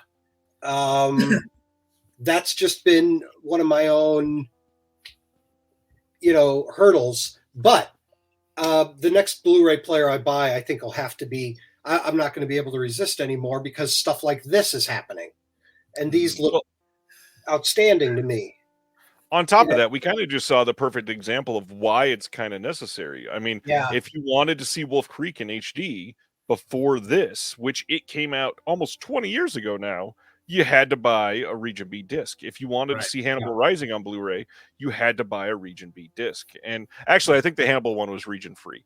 But with places like Orbit, for the most part, you're getting, especially just thinking about how much you save on out-of-print stuff. Marc can bring things in from the UK that's in print there, that's out of print in the States, and you're saving sometimes like $70 for what you'd pay on eBay. And then it's also like a lot of the same transfers are much cheaper in Britain than they are here. We use that as a selling feature at first. Said you'll save money, but after a while we're like going, who are we kidding? You're going to spend way much more money buying all this stuff. So it's exactly. It's like, how many boxes of junk shows up on the porch where I'm just kind of like, I gotta sneak that in, I mean, it would just be more of that. Like I said, I've got a, wife and 4 kids here, and mountains and stacks. I mean, just off frame here, stacks and stacks and stacks of physical media, Blu-rays. And, this has been a way of slightly suppressing that. But, I appreciate the pile on, guys. Thanks. I'm trying to talk you out of it. Oh, you are? Wait a minute. The guy who sells these for a living is trying to talk me out of it? Oops. Wow. Okay. It's worked with everybody else. I mean, yes. Well, okay. Well, the time will come when it's right for me, and I will pull the trigger and do it. And then, my kids' inheritance will be Blu-rays, and my wife will maybe not be happy. But anyway, I'll have region-free stuff, or region lock. What am I saying? Region B or whatever. Yeah, region lock titles that nobody else can watch. Region lock titles that we can't watch here unless. Okay, I'm shutting up now. What else you got, Ryan? I got one of the most anticipated films of the year. Neon and Decal have already announced that they're putting out Long Legs on a 4K and Blu-ray release on September 10th. So if you don't get to see it when it comes out in the theaters in literally like 10 days, you'll get a chance to see it in September on disc. And I'm sure it'll be digital by then. But I'm dying to see this movie. Are you guys excited for this? Is this one that's up your alley? Yeah, I don't know too much about it, but what I'm hearing is it's one of the best releases this year. So, at least hyped, So we'll see what happens. That's where I'm at. I'm tempted to head over to Alamo Drafthouse and check it out while it's there, just because it does have buzz. But that said, that'd be why I'm seeing it. They did not show it in advance to critics. Well, it's already showed in LA. Right. Yeah, no critic screenings in St. Louis. Blackcoat's Daughter. Did either of you see that? That's the same director, Osgood Perkins. Nope. Yeah, I liked it. I mean, it was, it didn't blow me away, but it was fun. I agree. Really like that one. Next is the Paramount show Knuckles that was only on Paramount Plus is getting a physical media release, which is kind of surprising, but I guess the Sonic franchise makes them a shit ton of money. So what they're doing is they're releasing it as a Blu-ray Steelbook and a standard Blu-ray release. But if you want it on 4K, you can only get it in a made-on-demand standard 4K release, not in the Steelbook. Is that a Game of Thrones joke on the back cover of this Knuckles packaging? Oh, absolutely it is, yes. Yeah, what the heck? Okay, all right. Well, so yeah, gotta love how they're fractioning that off to everybody. Yeah. If you like video games and you like Sonic the Hedgehog and you like Game of Thrones parodies, this release is for you. I'm wondering now how many people will buy the Steelbook and then buy the 4K and then put the 4K disc in the Blu-ray Steelbook. It will happen. It will happen. That shouldn't be allowed. I'm sorry. That's like crazy talk. Throw the Blu-ray away. Yeah. Buy multiple copies of Knuckles. Yeah, Knuckles. That's right. Knuckles. Give a copy to your mom. Yeah. As a physical store that also sells video games, bring it. I mean, give me more stuff like this. This is great. Yeah, so. It's good for business. And the movies, the movies were fun as hell. They are. I'm kind of excited to see the third one. Mm-hmm. Next up is that last Walmart Steelbook that is the other Texas Chainsaw movie, Leatherface, from 2017. This is just getting added to that line. Same date, August 20th. Same Blu-ray, same Steelbook, same everything. Just another one. I'll continue on. Wait. Next Severin. Oh, that cover. I'm sorry. I just ruined that. Yeah. Okay. No. That cow. That what the hell? Look at that. It's like it's a cow that's head exploded. Its brain is out, and this guy has a gun, and it's inside the brain. Yes. The cover of this Leatherface Steelbook. This is going to be on the shelf at Walmart. It sure is. For the Walmart Middle America Salt of the Earth Walmart crowd to just peruse. This will be right there. The same Walmart that made them change the title of Satanic Panic to Panic so that they could put it on their shelves.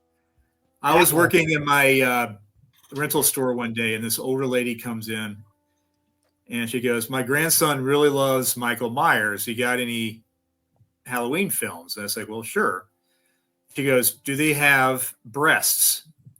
I'm like, going, what are you talking about? And like, she goes, "Is there any nudity?" I said, "Well, sometimes." She goes, "Well, we don't let him see that."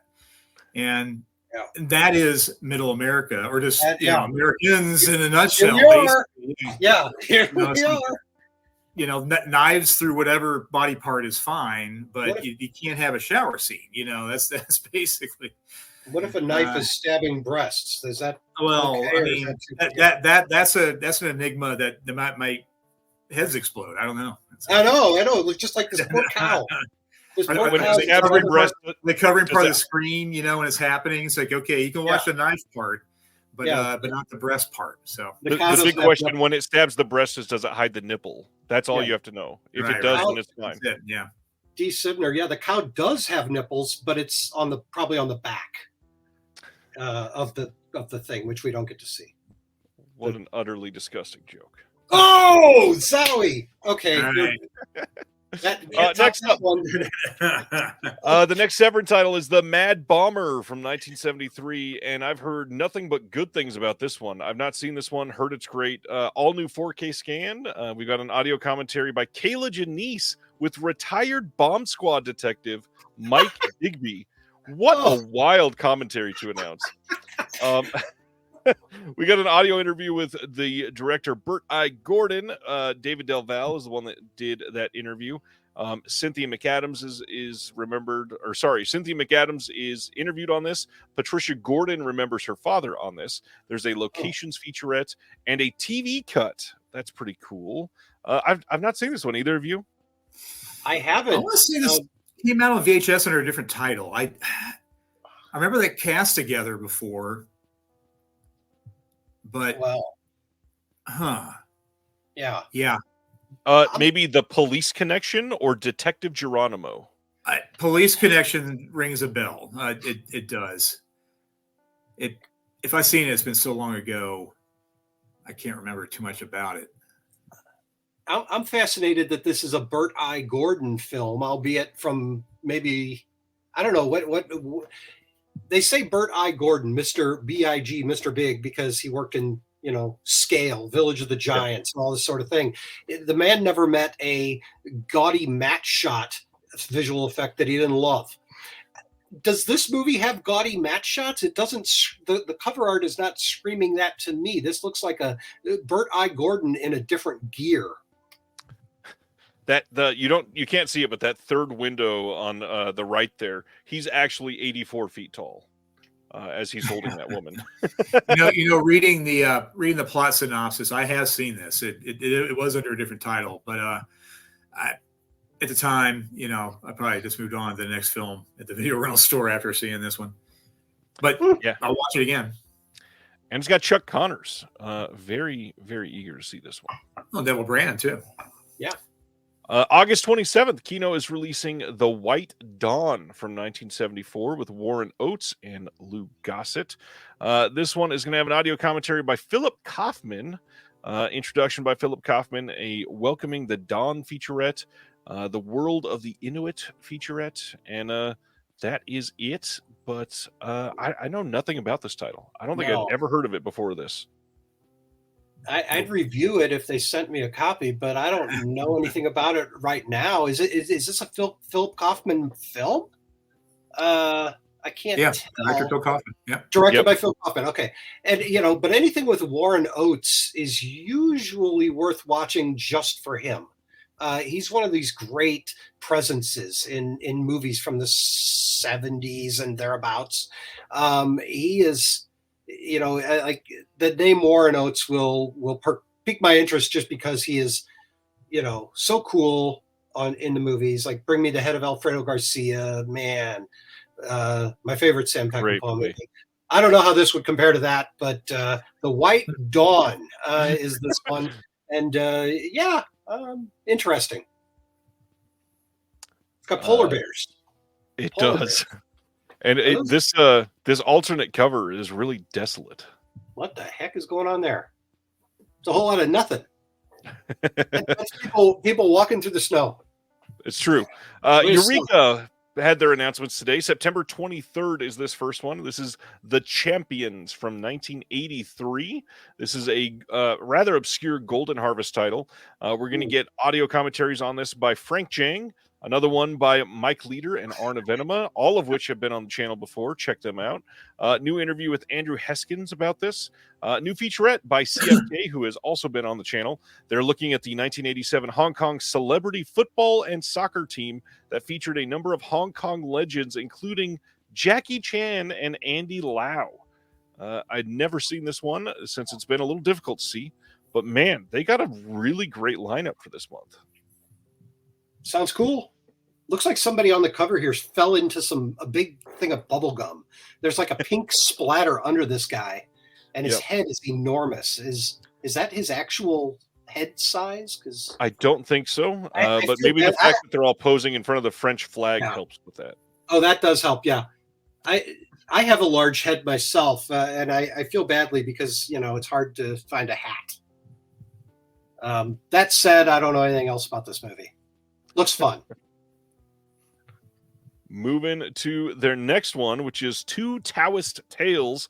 This is also coming out September 23rd on Blue, and this is going to include the Taoism Drunkard and Young Taoism Fighter. And this one will also have audio commentaries from Frank Jang on both films, audio commentaries by Mike Leader and Arna Venema again on both films, new interview with Yun Chung Yan, new interview with the critic Andrew Heskins again, and a booklet with new writing by Southeast Asian horror expert Dr. Katarzyna. I, again, had not heard of these ones. Eureka's getting some nice, obscure titles to put out, though. Lots of martial arts. And would I be able to play this on my region-locked American player? Is this one of those Eureka titles that it is not? Everyone's shaking their head no. All right, moving on. Dang it. They have started releasing films in the U.S., though. They're not matched up from Arrow, like Arrow does. Like US. I got Cat and the Canary. Yeah, Cat and the Canary. I have. This next one is maybe the most exciting title from them this month, though, and that is this complete crime serials from 1913 to 1918 of Louis Fiat, or I'd never say that name right, but I hope that's close. This says an early cinematic pioneer with an undeniably pervasive influence. Louis made hundreds of films in a short career spanning only a few decades. Today, he is best remembered for his landmark serials Fantomas, Les Vampires, Judix and Timin. I can't speak French. 4 crime epics that have had an immeasurable impact on popular culture around the world. And this is just going to be an amazing release from them. This is a limited edition hard case box set. It includes all 4 serials across 10 Blu-ray discs, all presented in 1080p from a new 4K restoration. We've got new commentaries on select serial chapters, new interviews with film critics and historians, a collector's booklet with new and archival writing. This looks pretty brilliant. That looks I think we were discussing this today. It's like, is this Eureka's first like big box set? I'm trying to think of another. First, because they did the late Mizoguchi a long time ago. Yeah. But it's been a long time since they've done one of these. A long time. Yeah, we all perked up when we saw this announcement. This looks absolutely fantastic, and this could be a top of the year for me. Just knowing the quality that Eureka has already, I can't wait. I can't wait for this one. Yeah, old silent serials from France, super cool. Just I haven't seen the entire Le Vampire, if that's how it's pronounced, but I do believe that it's true that the cat suit we see the girl wearing here is only worn briefly in one of the episodes of the 13-part series. So if you're shallow and are considering this, substantial purchase on the grounds of silent femme fatale girl in a cat suit, just know there ain't that much of it. But that said, these are all worthy titles aside from that. Yeah, heard nothing but great things about this set. Love me some Silence. Eager to see this. Then out of nowhere, even though they announced this a couple years ago, Synapse today said, hey, Blue Sunshine on 4K is ready and shipping now. This is from 1977. This has a 4K disc, a Blu-ray disc, and a CD soundtrack, strictly limited to 4,000 copies, but it's Synapse, which means they'll most likely do a standard the moment this sells out. This is going to have all kinds of stuff featuring Jeff Lieberman on here, 2 commentaries, new intro to the film, a 2003 interview, Lieberman on Lieberman featurette, interview with Mick Garris and Jeff Lieberman at the Fantasia International Film Festival. There's two AGFA. AGFA handed them two of their anti-drug scare films. You got LSD 25 and LSD Insight or Insanity.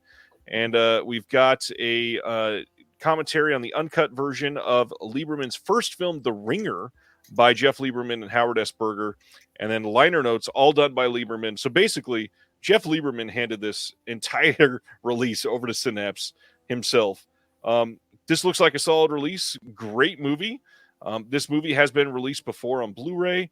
And this is a big deal. How do you guys feel about this? I want it. Great. Yeah. Big fan of this film. Looks good. You can get it direct from Synapse or Diabolic DVD. I would check it out, although it is $50. What? $50. Oh. All right, I guess we have to save up for it. Go mow some lawns or something. Today is the launch of the newest Kino Lorber sale, spring into summer. This has over 700 titles, free shipping over $50. It will end on Monday, July 22nd, so you got plenty of time. Although, don't forget, if you're one of those slip-cover diehards, some of those will sell out quickly.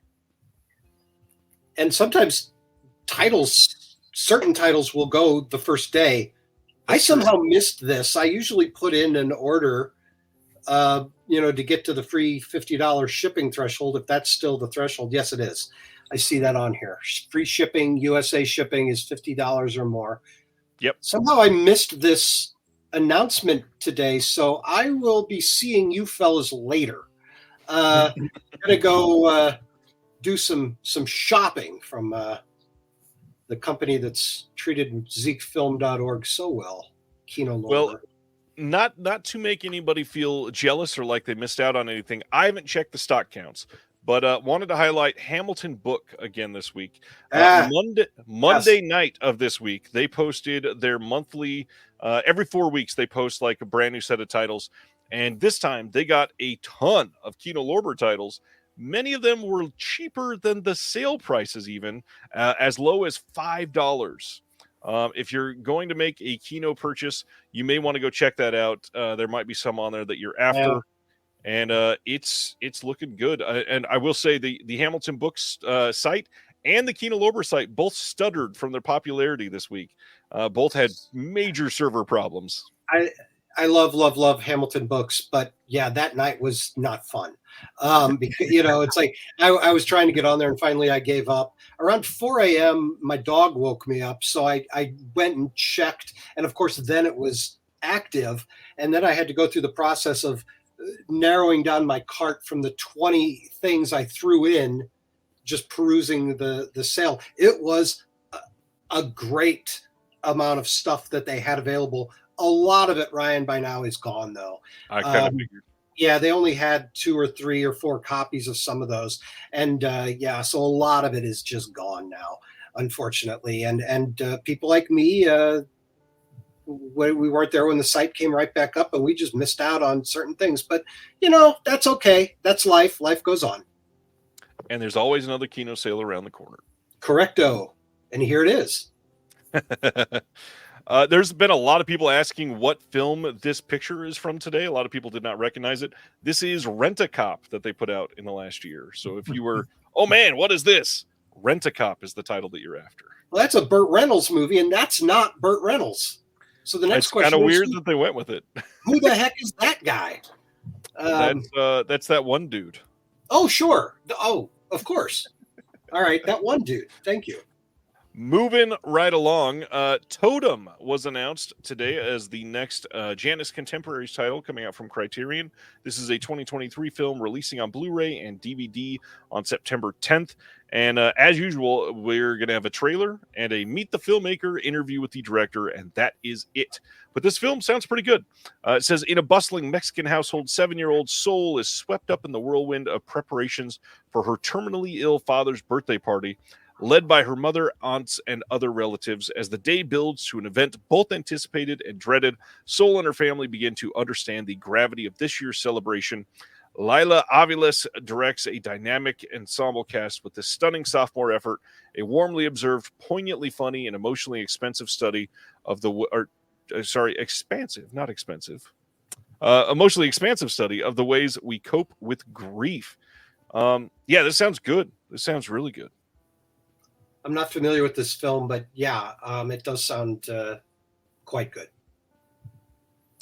Janus Contemporaries. I'm really glad that they started this new line, and we're getting some modern films that are underseen. A lot of these so far have been like film festival favorites that wouldn't have gotten releases, but maybe from like Mubi in the UK.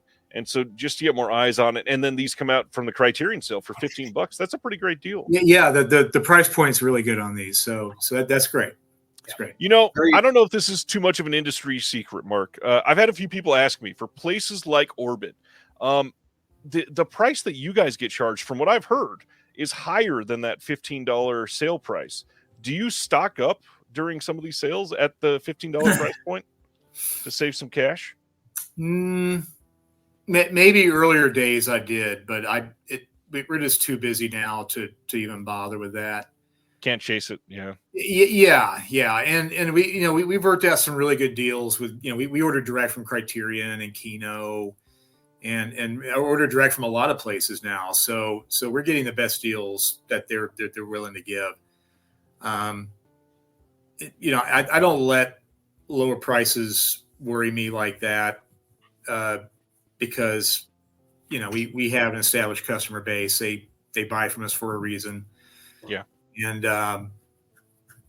ultimately I find out it evens out. It's like we're you always have to look at Amazon, and we see a lot of times that we're cheaper than Amazon.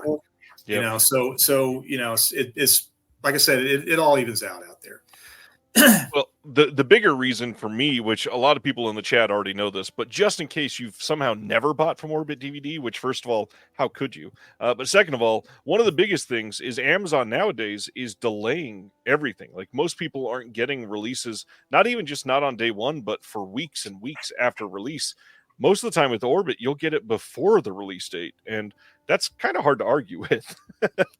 Yeah, I mean, Amazon is not doing themselves any favors at all with this. Did they even care about physical media anymore? I think they begrudgingly do it. I don't know. It's like, just do the studios favors to get streaming rights. I don't know. Like, one by one, we have won people over, and they can keep screwing things up all they want, as far as I'm concerned. So.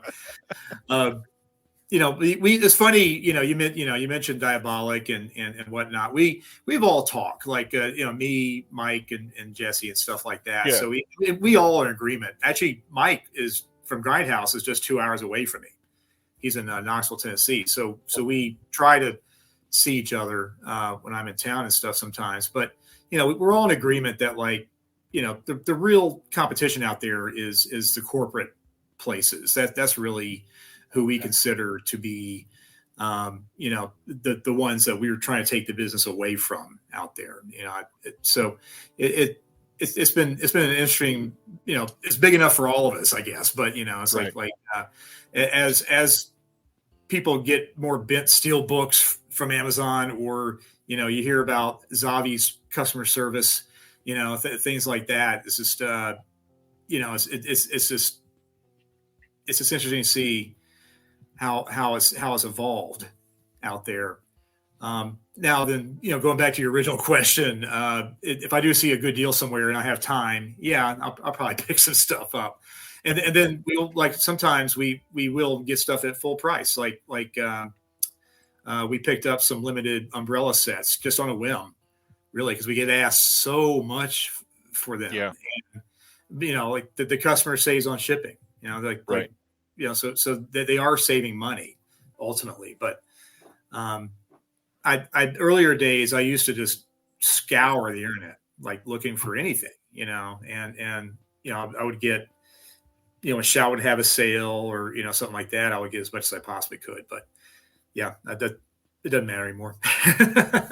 We'll go one more orbit question before we go. I think we got 3 more announcements left. Humboldt Horror Honey wants to know, will you ever carry stuff from Le Chat Quifume in France? I know, I think a lot of their titles are not English friendly. And that's it. That's it. Yeah, we a lot of times we want to carry the stuff. We have access to it actually. Is just the fact that like they're not bothering with the English speaking market, so they're subtitled in either German or French or Italian or whatever. That happens a lot with German titles as well. Like say, oh cool, Martyrs on 4K or something, and it's like, well, we can't unless you know French or German or Italian. You're not going to be able to understand the film. So we can look at them again. We have looked at them in the past. I have a pretty incredible coworker that it makes it her mission to find everything, and she is literally scouring the planet looking for, the most obscure releases out there sometimes. And we have approached, many companies directly, and if we're not carrying something, let's just say that there's either an issue like a subtitle issue or a dubbing issue, or they're just not responding to us. And that happens a lot too, but less and less. But we can look again. If there's any English friendly titles out there, we can probably pick them up. Yeah, I think they've done like 5 or 6 that were English friendly, and that is it from their entire catalog, which is, they've done a lot. They do really good work. Mm-hmm. Yeah, we keep sort of half an eye on them, and they always pop out something that really blows us away, and then we look and it's like, At least you're trying. We're trying. Yeah. All right, couple left. Speaking of Altered Innocence, like I mentioned earlier, You Are Not Alone is their next announcement. This is coming on September 10th on Blu-ray and DVD. This does not appear to have a slipcover release coming. You can already pre-order this from places like Diabolic DVD. Is this up on your site yet? Do you know, Mark? It will be. We do carry, after Altered Innocence splintered off, we are still carrying their product. Yep. And the fact that Ozon collection is doing very well. So yeah. Mm-hmm. This one looks to be a little light for Altered Innocence. Usually they've got a bunch of special features, but they don't have much on this. It looks to be like one that they couldn't do very much for, so they're not putting as much as they can into the slipcover and all that other stuff. But I've heard this is a really great film. Very, very curious to see this. Although this did have a Blu-ray release prior. So yeah. I want to say I have seen this previously somewhere else. So yeah, maybe I was confusing titles. Could be. Yeah. Next one. Oh, go ahead. Such a memorable cover on that one. It is. Yeah. It actually does look quite nice. It looks like a painting, but just at a glance, it does look like a kind of, throwaway candid shot. Yeah. Stan says it's a lovely film. I will have to check it out. Yeah.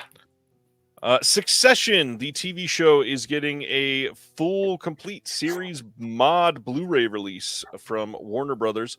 That's coming on August 13th. You can pre-order this now. You've got all 39 episodes of the show. You've got 20 hours of bonus features, including some character recaps, some cast and crew interviews, and more. I have not watched any of this yet, but it is on my list to watch soon because I hear it's amazing. Gonna definitely check this out. Haven't seen a second of it, but everybody says it's great. Yeah. I don't know.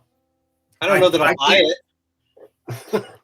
I can't commit to TV shows. I mean, even a great one, like 2 or 3 seasons in, I'm done. Unless they're baking. What's that? Unless they're baking. Yes. I liked like Eastbound and Down I could handle because it was like just literally was like 12 episodes per season for 4 seasons, So I know the set decorator on that one. Yeah, nice. They said it was an adventure making that series. I bet that was a hell of a lot. I mean, for a lot of people, it seemed like it's a hell of a lot of fun to do it. Yeah. Then another show, Vikings of Valhalla Season 1 is getting a Blu-ray release on August 27th. You've got all 8 episodes of this one with, it appears to be, no special features. This one is still coming out. You've got the 3rd and final season premiering on Netflix on July 11th. of this year. And then finally, go ahead, Jim. No, I'm just saying Vikings Valhalla. That's my 18-year-old son's department. All things Viking, Nordic mythology, Dungeons and Dragons, adjacent, whatever. Yeah, I don't know. He's probably watched this already. So I'll pass. And then finally, BBC is putting out one of their nature documentaries narrated by Sir David Attenborough. Mammals, Born to Survive, Built to Thrive. This is coming on Blu-ray on August 27th, which is kind of wild. The BBC documentaries have been coming out in 4K. It's kind of weird to not do this one in 4K. Yeah, what's the deal? I would be interested in seeing it. They always do pretty incredible work. It's mammals. Mammals deserve to be in 4K. I think this is the one. Is this streaming? Because my 16-year-old daughter and her boyfriend were watching one of these BBC nature things the other night, and it's just like, seriously?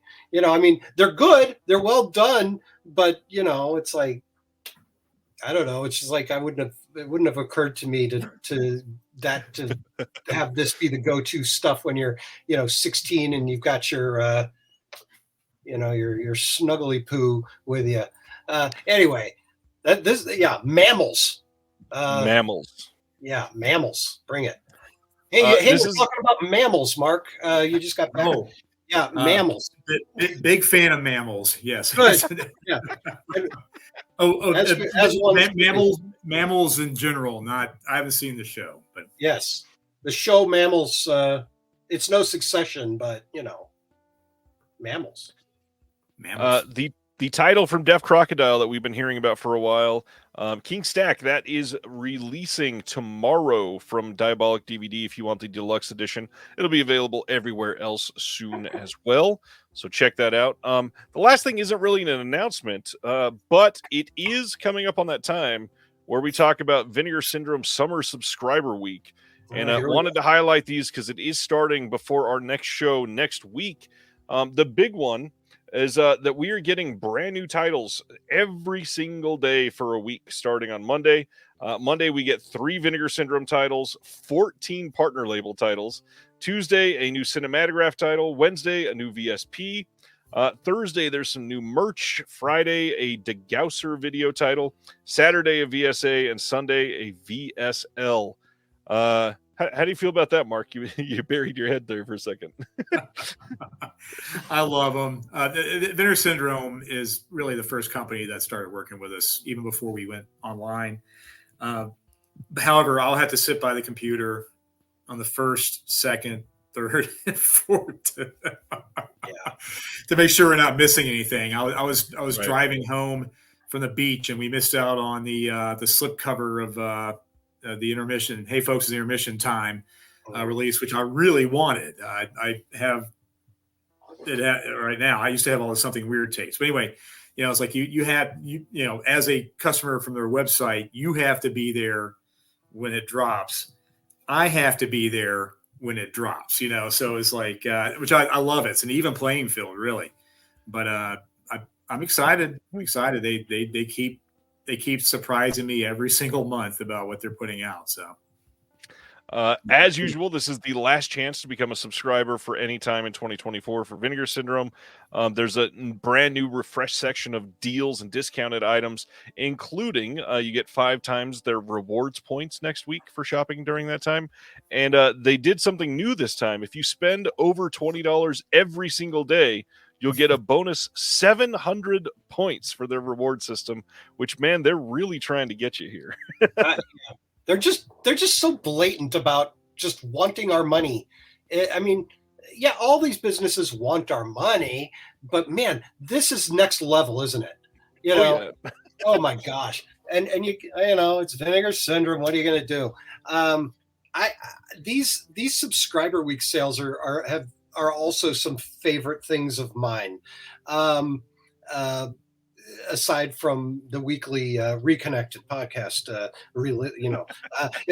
these things, when they start doing these at noon, 12:01, 11 o'clock our time, they drop these these deals every day, and I find myself, kind of scheduling my day around it, because it's like, man, it's like, what's today going to be? And next thing I know, I've got a box of crap on the way. It's like, what did I do? I just bought all these things sight unseen, because they're $12 or $15 or whatever. And I have a blast with it. And by the time we get to Sunday, and then the next Monday comes around, I've kind of gotten used to it, and it feels like something's missing in my day now. Something's missing, It's called an addiction, Jim. The serotonin has left you. You had to go there. You need more. For people that were going to have questions about this, a couple things that we should say. You don't have to be a subscriber to get the deals. Anybody can get those. Jim was just talking about. Never been a subscriber yet. If you do want to become a subscriber, for the rest of the year, the subscription cost is $475. If you want the standard shipping, $535 for the deluxe shipping, which I believe is just FedEx shipping. That's the deluxe. If you're in Canada, it is $535. If you're international, it is $575. And you can subscribe at any point during the week. You can add your order throughout the week. There's going to be all of those drops that I said every single day, and then they will begin shipping all those orders in mid-July-ish. I know that there's still some people that still haven't got their sale order from May. It'll happen. They're still shipping stuff. It'll come. They always come through. Yeah. It takes a while, but it's worth the wait. Vinegar Syndrome seems... I took it down. Vinegar Syndrome seems huge, but they're still a fairly small company in the grand scheme of things. They're certainly not Amazon.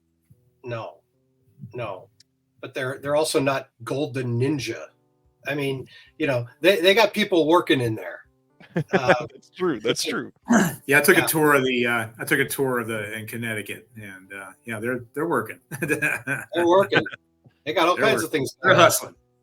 Yeah. As always, before we go through our film discussion, we talk about what's coming out next week. In case you forgot, we got that Taxi Driver Steelbook that Marc brought up at the beginning, Anchorman 4K, that Pat Garrett that Marc showed us, UHF 4K, the Guyver 4K, some Kino 4Ks with Narrow Margin and Blown Away, Point Break 4K goes wide, Who's That Girl with Madonna from Shout Select. We've got a Natural Born Killers 4K steel going wide as well, some Lionsgate Steelbooks dropping at Walmart. We've got Filmmasters doing Under Western Stars and Kentucky Rifle, like we talked about just last week. Kidnapped from Cohen Media, that really odd Cocaine Bear steelbook, and that is it. Wait, who's putting out the 4K of Rescue from Gilligan's Island? I wasn't mentioning that because it's literally somebody in their garage doing it. Oh, of course. Well, it made the cut on your graphic, so I didn't make the graphic. This is Blu-ray.com. Yeah. This is Blu-ray now. Okay, my mistake. Moving on then, because Escape from Gilligan's Island or whatever is got to be that was on TV, right? Was that ever possible? Anyway, I don't know. It might have been on VHS at one point too. It's a head scratcher. Yeah, it's a head scratcher. I remember watching it as a kid and thinking, this movie's bad. And back then I had no discernment. So it must be truly bad. But, will 4K help it out of someone's garage? We'll see. Marc, you're already shipping a bunch of these. Any of these that you're extra excited about other than Pat Garrett and Billy the Kid? Well, just to get past Taxi Driver, for sure. Guyver, we've already shipped that one. That's a good release. It's interesting to see. I don't know if people are grumbling with Shout Factory about re-releasing the 4Ks and steelbooks, but I think it's a different crowd, different audience. So I understand why they're doing that completely. The Anchorman's interesting because there's a way more deluxe version coming out in the UK in the next month or two, I think. So it's interesting to see when there's two countries are releasing the same thing from the same company. At different times, and they're different editions. We ran across that with Chinatown a couple weeks ago. So, just mainly Taxi Driver, just for logistics. I think it'll be a busy day the next couple of days. Yeah. So, Well, and the other busy thing to talk about, it's sale day. You just launched a sale today. You want to share that with everybody? Yeah. So we're doing a sale. Ends on Sunday. It's 30% off select products from Blue Underground, Fun City Editions, and VCI. So two of these companies I really haven't seen, many sales for. So we thought we'd try it. Blue Underground, of course, we've done them before, and everybody else has as well. It doesn't include brand new products. So everybody, of course, was asking about Death Dream 4K. Of course. So that's not part of it. But pretty much everything but Fun City. I think there's a brand new release from them that's not part of the sale, but everything else is fair game with them. And going really well so far. Yeah, really happy with that. And then we're lining up more sales for the next 2 or 3 months, including, and I want to jinx this, I'm not going to mention any names yet, but we're going to do our first ever UK product use sale. Oh, wow. We think they approached us, and people will be very happy. But we think we've worked out the shipping and the logistics and things like that to where we all will be happy with this. And I'm hoping if this works, we can approach more companies over there to do the same thing. So once again, nothing's finalized, but both sides, us and the other company, are extremely. We want to make this happen. So we'll do that. Should I be looking forward to this with my region locked player or with your brand new player? Yeah, I don't know if you have a birthday coming up. You might want to ask for one. It's well, I'm excited on behalf of everyone else who gets you'll live vicariously through the rest of us. Yeah, you better believe it, man. You better believe it. Yeah. Right. And then there's other companies that there's maybe one. It's been great. I think as we grow, we've been good partners with a lot of these companies, and they want to work with us and having sales and things like that. So we're hoping to have more. I like being married though. My wife is pretty much the head shipper, and there's some ground rules with these things. So we can't get too crazy. The one we had last year about killed me almost physically, but that sale, it was 6 companies and it lasted 10 days. We're not going to do that. I did that. I was part of the problem then. Yeah. I mean, I think most of us have realized, these faster weekend sales are really the way to go. I mean, because most of these things are just done. They're one and done on the first day anyway. It just sort of lingers, and then the last day picks up. But it's like, well, why do it for 10 days? We just do it for 4 or 3 or 5 or whatever. So. This sale is great. We sort of snuck it up on everybody, I think, a little bit, and it's been going really well so far. There's some good titles in there. Everybody check it out. And it's a great, I love these things because a lot of people that are just getting into this, and we are picking up thousands of people that are just getting into this hobby. They're able to go back and affordably pick up catalog titles that they've missed out on. So yeah. I've got a question while you're here, Marc. I'd be kicking myself if I didn't bring this up. Your Orbit DVD stickers that show up in the boxes. Yeah. These, I am an avid fan of these stickers. I have a down in my bedroom, I have a bookcase on my side of the bed, sticker wall, of all the stickers I get for free. And there's a number of Orbit DVD stickers now prominently on there amid all the Severin and whatnot. Mm-hmm. The rules are as long as it's a sticker that I get for free, it goes up, and it's quite the art exhibit. We've got the Army of Darkness with Ernest on it. Yeah, amazing. That's one of your great stickers. And then, of course, a Thriller, A Cruel Picture, Christina Lindbergh there. On this, you got a couple of those. And then, of course, the one that I have to carefully explain to my kids with the bundle of sticks on fire. That one is particularly clever. And what am I missing? What collectible Orbit stickers am I not? Well, there's one with me as I wanted to do a riff on Volume 4 by Black Sabbath. So instead of Ozzy, if you know that iconic cover, sure. Ozzy's doing the peace sign. I'm holding up Vice Squad, and I forgot what the other one I was holding up. But so anyway, I have that one. Yeah. The bundle of sticks is definitely a folk horror Wicker Man type thing, and that is created by we still call him an employee. He helps us with graphic design and web stuff, but he's an employee. Doing we just call that character the Orby. It's a TV normally. So there's like probably 4 or 5 different variations of Orby out there. Maybe I'm reading too much into it then. What's that? Anyway, I said maybe I'm reading too much into it. With your next order, feel free to leave a note. The shippers love it when you leave notes. Happy notes. Happy notes. Instead of like going, please pick the best quality slipcover you have. And we always do that. We will always pick the best one. It's like we're not like going, we're going to smudge this before we. But anyway, to say, hey, I got these stickers. I would love to get the rest of them, or can I have one of each? And they'd be happy to throw it in there for you. Someone just mentioned, just stickers and no DVDs or Blu-rays. Well, I mean that has happened. Yeah, that has really happened. Someone just mentioned one of our friends made a sort of a take on the Friday the 13th Part 4 cover, but it's a videotape. I have that one. Yeah, I get that one. Okay, yeah. My favorite though, which probably got some people took this the wrong way, is I made a barf bag, and we had an Orbit barf bag, and we sent probably 500 out. Most people got it. They understood what that was. It had the red, it was just like the classic barf bag for horror movies, and like Mark of the Devil is the main one that they were William ripping on. Castle.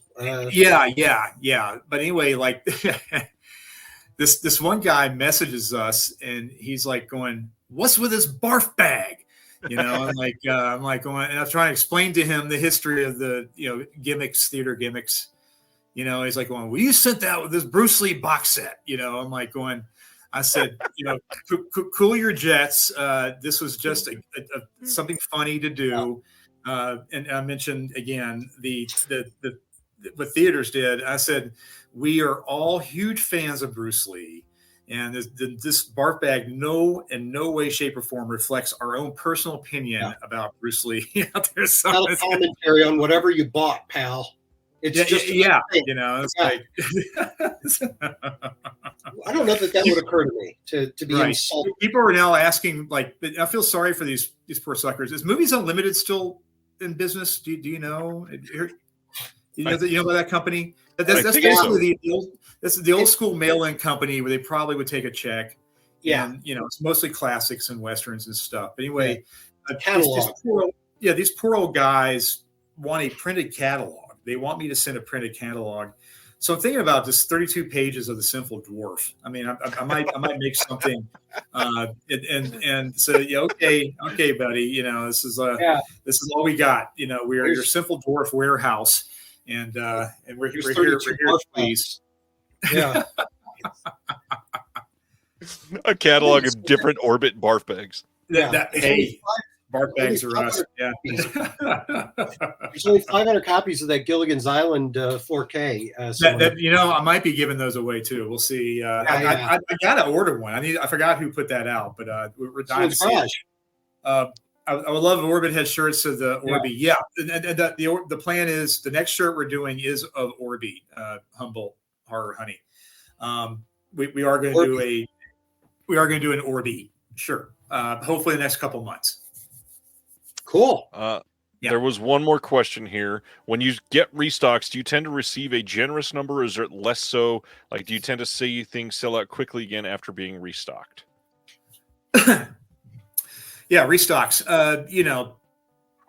We try to, probably the most of the titles will have as a pre-order stock, and then we try to double that amount. So say, for example, I'm not saying that we're selling this many, but say we sell 1,000 pre-orders, we'll bring in 2,000 copies. So we'll have the amount for pre-orders, and we'll have plenty to put on the website. And then what you usually do, everybody does this, is you just ramp down. Right.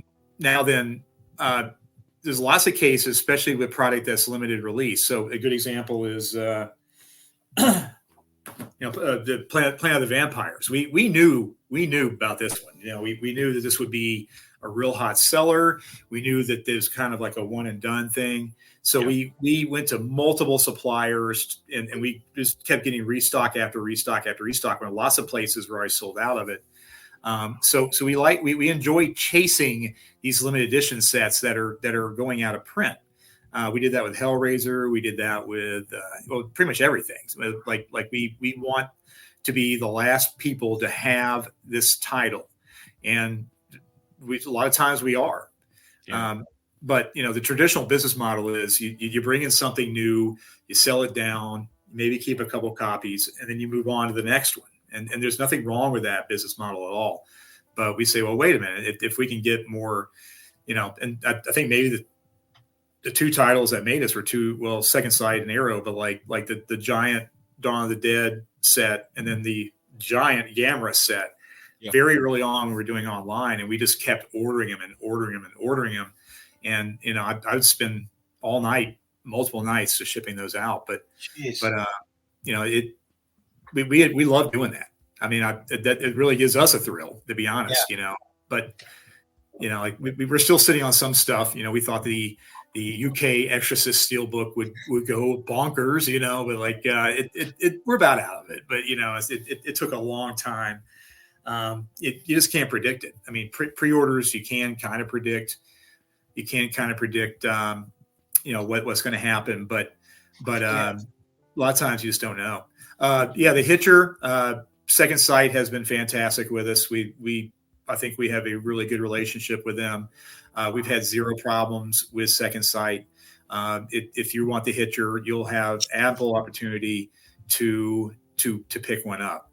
I think the pre-order I think will go fast, but that could possibly be the biggest title we'll ever carry, period. Oh my. And before that it was other Second Sight titles, it's been, Texas Chainsaw Massacre, stuff like that. So like they don't seem to be playing a game where, like we're only going to make so much and that's it. They do have a limit, but they make sure they're making enough copies of it. Right. Even that big Dawn of the Dead, it wasn't gone immediately. It was around for a little bit, and it seems like they're cognizant of how many people around the world are buying these. They're certainly not just doing this for the UK. I am bummed to have missed that. That is one of the great regrets that I dragged my feet in the fat Dawn of the Dead thing. Man, that just. Well, that's my number one seller. The standard edition Dawn of the Dead. Is my number one seller. We've only been out of it for maybe one time, for maybe 6 weeks or 2 months. And I told my buyer, I said, I want hundreds of copies in stock at all times because you just don't know. Wow. Like they're never going to run out of it. But the production, they'll run out of a copy. They'll run out of copies. They'll have to make more. So there's usually a gap in time. We're seeing that right now with Synapse and Suspiria 4K. It's like.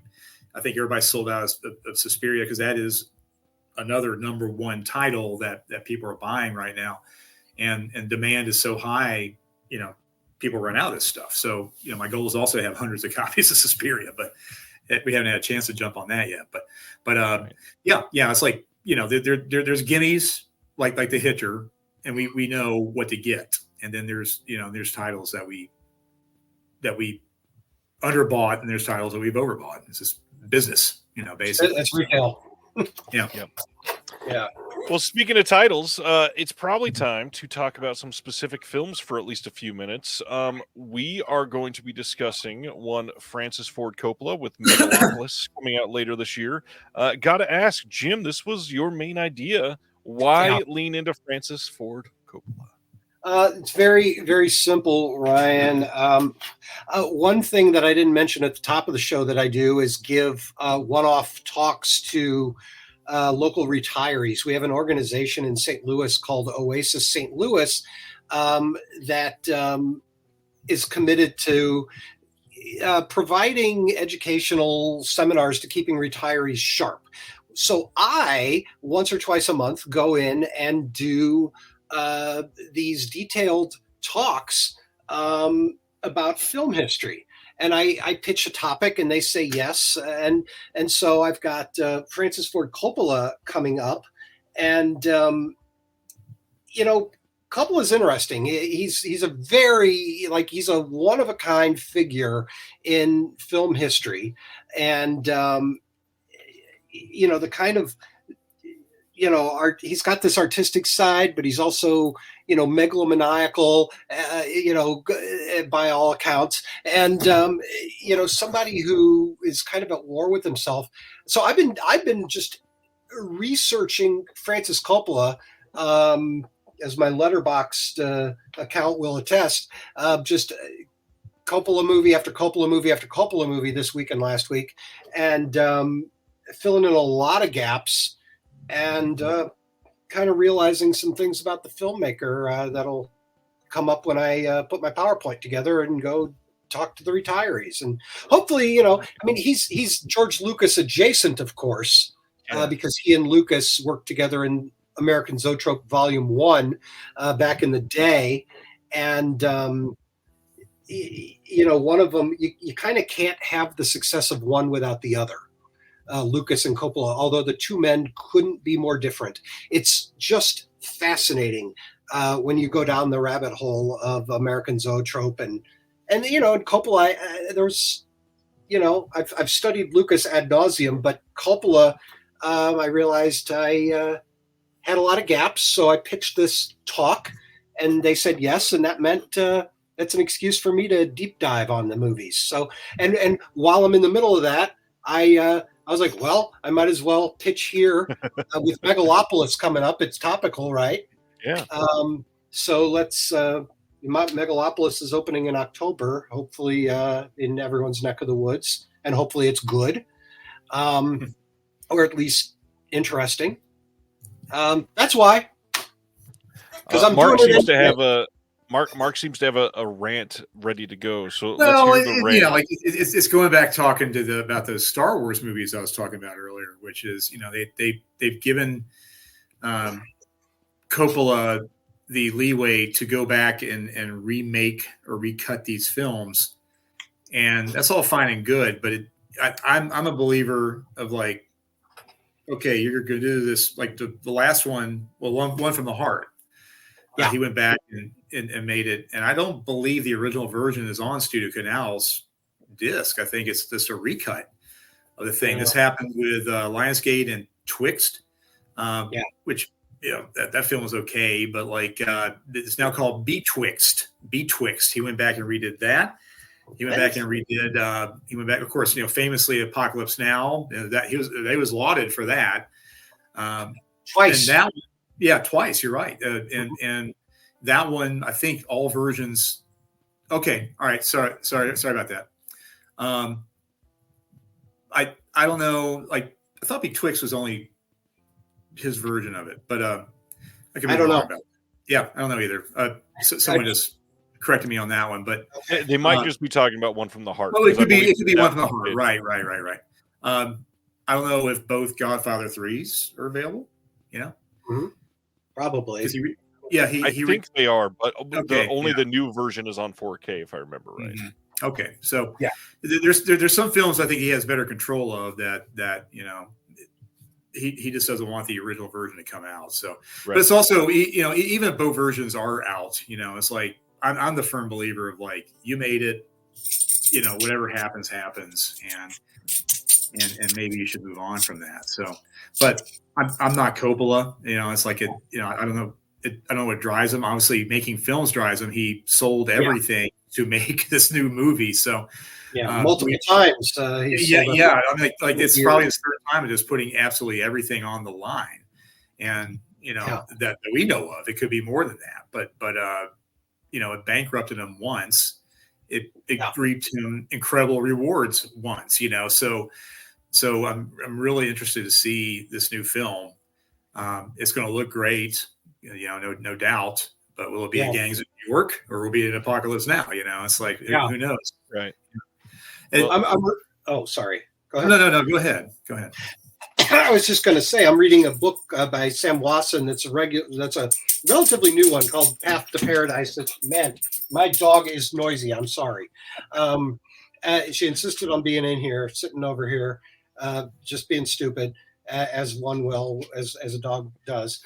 But I apologize for the dog noise. Anyhow, Sam Wasson's book, Paths of Paradise, is so elegantly written, but so wonderfully readable and researched. And it's not your standard biography book of a director.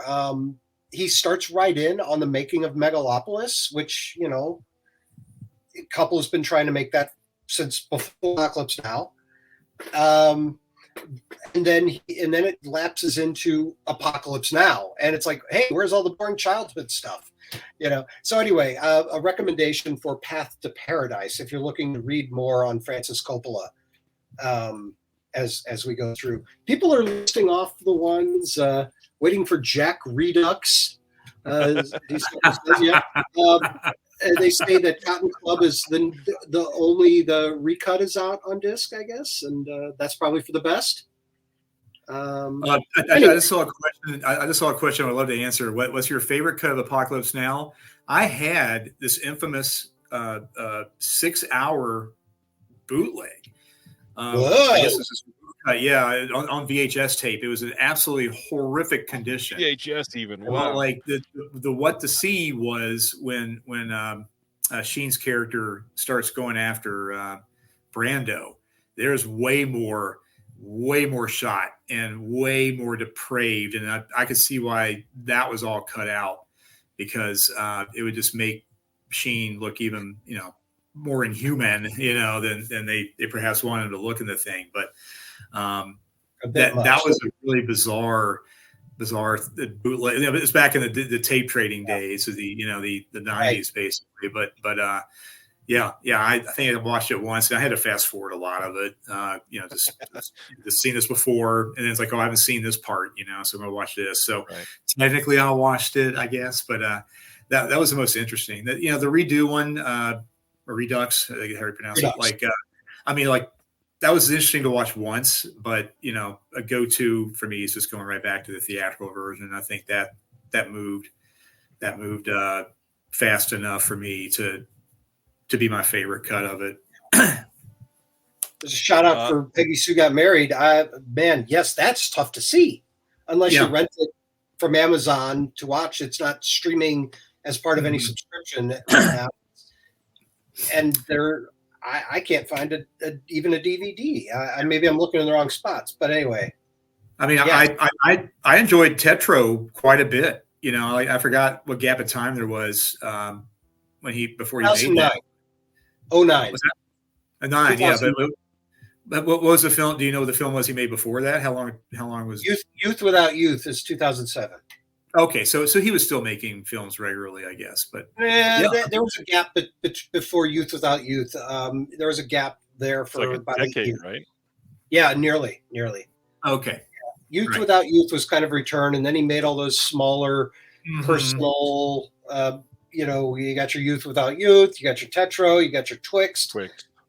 And then he kind of goes dark a little bit until Megalopolis. Right. I mean, there's little things in there, but right. Well, we're going to talk about 5 favorites tonight. As I've said many times, this doesn't mean we're saying they are the 5 best necessarily. They're just 5 of our favorites. We're not even necessarily needing to rank them. However, if you did, that's totally fine. Jim, this is your topic. Let's start with you. What is the number 5 that you want to say? Well, my list is probably pretty boring and predictable. I made 2 lists. I made my best, my favorites, and then I made the most fascinating. So of my favorites, number 5 would be Rain People, which I just watched this morning. I've been meaning to watch this for years because of the George Lucas Coppola connection. This kind of solidified their early collaborations, which culminated in the THX 1138 feature film, which triggered the destruction of American Zoetrope and forced Coppola to go off and make movies for money, and that gave us The Godfather. So that only goes to show that having to sell out to the man and make a movie to pay off your debts isn't always the worst thing for cinephilia. It gave us The Godfather. But The Rain people I like. This is a heartbreaking movie with James Caan, Shirley Knight. It's a road picture, very small, very melancholy, lots of rain and dripping water everywhere. It's poetic, and it starts off slow, but man, by the end, it gets you. It gets you at the end. So I will be upgrading that to Blu-ray as soon as I can on account of that doggone jacket. The red part of James Caan's jacket on this, when watching it on this old Warner Archive DVD, the jacket pixelates. So we can't have that. I don't think that's what Coppola wanted, contrary to Marc's theory earlier in the show. Wikipedia says it was meant to be there. So yeah. Oh, Wikipedia. I already changed Wikipedia to include the pixelization. One of these people in the comments section updated Wikipedia in the meantime, between the beginning of the show and now, and it's already been canonized. Perfect. What's a fella to do? What about you, Marc? What is the number 5 for you? Kind of hard going. Not numbers. I would say just what I like is rewatchability, I suppose. And for me, it would probably be Bram Stoker's Dracula. I mean, I just love the techniques he was using to make that film. I thought it was beautiful. I thought it was amazing, and it really resonated with me at the time. It felt like he was back, I guess, also, and then yes, Jack came out after that. I can't remember. I think you might be right. I think Jack was a follow-up to Bram Stoker's Dracula, or Rainmaker, something. I don't know. Rainmaker might have been after that. Yeah, but that one, I love that one. I do, and I thought he was the perfect director for that film, for sure. That's what, to me, Dracula. I know a lot of people love it and have a soft spot for it. I want to get on board with it, but to me, it's like Gangs of New York. There's something about it that I find weirdly unapproachable and kind of weirdly clunky, and I just need to.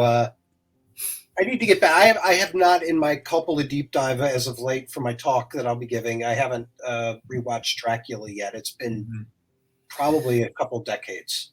The casting choices were suspect for some of that. I mean, especially the studio's probably forcing him to hire, or cast younger, hotter actors out there.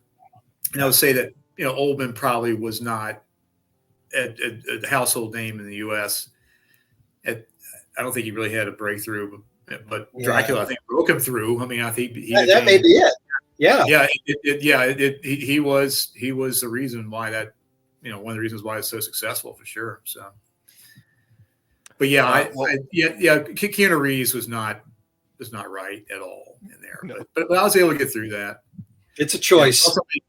The first time I think I ever saw Monica Bellucci too was in that. Well, there is that. I don't know. I mean, Keanu Reeves and Dracula. I mean, how does that compare to, say, Sofia Coppola in Godfather 3? I mean, that is correct. Yeah, that's correct. It's got to be preferable, right? Right. One's one of the great miscastings of all time, and the other one's just Keanu Reeves stuck in something at the beginning of his career. Well, I'll be talking about Dracula again in a minute, but you say you haven't revisited it. I will say I do. That very recent Sony, I think it was a 4K Steelbook only, because Sony does this all the time, where they redid the Dolby Vision and then fixed the subtitles. That 4K disc looks immaculate. Everybody, if you've ever had an interest in that film, you got to see that 4K Steelbook. It looks gorgeous. So I shouldn't buy the regular case 4K of Dracula. I should go for the Steelbook. Is that what you're saying? Because yes, there was another 4K done later with the original subtitles where it had the Gothic print, and then they also added Dolby Vision to it. Okay, great to know that. Because like I said, I am well overdue for this. My experience with the film in the past is not great, but it's the distant past. So I will be getting back to that movie. I'll have to find that Steelbook. I hope it's not hard to find. It's Sony. A lot of their stuff does not go out of print. Sony does not. Stuff doesn't go out of print with Sony. It's just demand. Like infamously, Lawrence of Arabia 4K Steelbook leaps up to like $100, and then it comes back out again like a few months later. So it's just so Sony doesn't play the limited edition game at all. It's available. Fantastic. My list is probably going to be even more boring than both of these because I don't think I've seen any of the smaller films. It's mostly been the major blockbusters. The smallest one on my list. There's a reason why, it's like they're great, The smallest one for me is probably my number 5, which is The Outsiders. Grew up on this movie quite a bit. Love this one. Read the novel years and years ago. This is a movie that's oddly, I think, meant more as I got older, especially one of the interesting things is moving to Kansas City, considering how close to where it was filmed and how different the world is here compared to living in the desert in California. Seeing like how much that was very accurate considering where it was filmed. The Outsiders is great and one of those timeless films that even though it's very much of a time, I feel like it's one that I can enjoy literally any single time it's put on. Love The Outsiders. I love it as well. It's been too long since I've watched it. I did just pick up the 4K, but I haven't spun it yet. Is it my number 4? Are you done? Go right ahead. Cycle around. Number 4. The segue is great here because you're talking about where they filmed The Outsiders, which is Tulsa. They also filmed Rumblefish right after a two-week gap, and then right into Rumblefish. Another S.E. Hinton adaptation, very different, also with Matt Dillon in it. Criterion, of course, put out a fantastic edition of Rumblefish several years ago. That's my number 4, Rumblefish.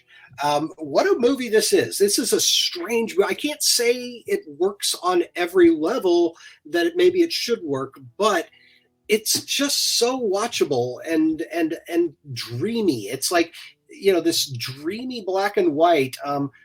Coppola, some of his movies, particularly like, something like Twixt, you could kind of look at it and see him straining to show off his visual flair, whatever he's trying to do.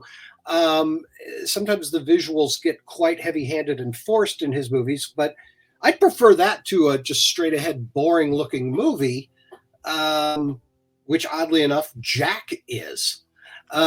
Jack won't be on my list, but I did Mine not, either. I did not hate Jack, you guys. I just watched Jack over the weekend for the first time. Did not hate it. I was dreading watching it, but I did not hate it. But anyway, Rumblefish is a kind of oniric, is that the word? The dreamlike, surreal state. It's transportative. There's always like low-hanging fog billowing through the shots. It's just so tactile and rich. Mickey Rourke, who I've had the anti-pleasure of working on a film shoot with Mickey Rourke. Don't have great memories of that, but watching him act was a treat, and watching him, young Mickey Rourke in Rumblefish, is again a treat. He's great in it as the motorcycle boy. Just nails that performance, and it reminds us why Mickey Rourke was a big deal in the first place. My number 4, Rumblefish. Good call. I still have not seen it. I need to see Rumblefish really. Yeah, I dragged my feet on it too, and I most of these there's a lot of these I just watched this week, and that's one of them. Well, here's the first repeat for my number 4, The Outsiders. I think some movies come along at the time in your life that make an impression, and I had read the book because I think it's like a rite of passage for middle school, basically classes to read the Hinton book. And I think the movie came out literally right after our class read the book. And it looked like to me, we didn't know most of the actors in that thing. And it felt like perfect casting. And of course, the entire cast blew up pretty much after that. So, it's been a while since I watched it again. I actually was going to maybe make that a tie with Rumblefish because sometimes in my memory I confuse the two. It's like I think are they both Hinton books? I think they are. Yeah. So sometimes that muddled in my mind. But yeah, The Outsiders, I think, was perfect. I think it was. And just coming off fresh from the book and watching the movie, it's like, wow, this is great. So, and that to me was one of the better, book adaptations, actually, I think. And that showed me the promise of what could be done. And of course, I've been trying to chase that ever since with book adaptations. It seems like, most of them are either great, but not the book, or most of them are just terrible, so this is the way it is. But that's very interesting. Yeah. I'm sorry. It's very interesting to hear, Coppola on the, I think the interview on the Rumblefish Criterion. There's a 2016 interview with Coppola talking about just how he felt trapped making The Outsiders. I think what he was trying to do is pay off the, American Zoetrope Volume 2 or, 2.0 that came crashing down after One from the Heart failed. So he had to make money, and pretty much every movie he made in the 80s was on some level for the money. Because he had massive debts again. So he was, hoping these teen movies, chasing the teen trend to a point, but still trying to, make an interesting movie for teenagers. He says, they're reading Gone with the Wind in the Outsiders. So therefore he made it kind of colorful and sweeping like Gone with the Wind. And he realized he was locked into this visual style that he himself was not fond of. And that's why the Black and White Rumblefish was such a breath of fresh air for him creatively. But I don't know. I love that that elegant, colorful look of Outsiders. Yeah. But it's interesting to hear him say that he felt trapped by it. All right, my number 4 is maybe going to be the first one that people gasp about. My Godfather choice is going to be the first one, and I'm putting it all the way down here at number 4. And primarily, it's because I kind of agree with what Mark said. Is it's a lot about rewatchability, and although I can watch The Outsiders at any time, I feel like these other ones I get a little more out of, especially nowadays. But The Godfather is the one that on this list is just at the bottom of that list. Obviously, the first two are a masterpiece, and this is, I mean, The Godfather's been talked about to death. I don't need to say much. It's the fucking Godfather.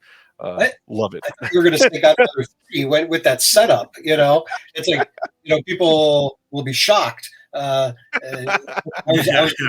new cut of The Godfather 3. Godfather Coda 3 is my 4th favorite Coppola film ever made. No, that is not true. Okay, unless it's Mark. No, it's great. Obviously, Godfather Part 1. Go right ahead, sir. Me. Well, it's also The Godfather. My number 3 is the first Godfather. I know people like to have it out over whether the first one or the second one's good. I kind of put, Godfather Plus on there. I do have a morbid fascination about the third one, but recognize that it is a far cry from 1 and 2. Unfortunately, Robert Duvall isn't in the third one. But man, I love the first one the most. That's just where I'm at. And maybe that'll change one day. I can reassess. But again, I'm with you. Enough has been said about The Godfather that I don't think I need to go on too much. Yeah, I feel like now that I'm doing special features on some of these discs, if somebody said, hey, we would love someone's favorite to do a visual essay on The Godfather, I'd be like, no, like, what am I going to talk about?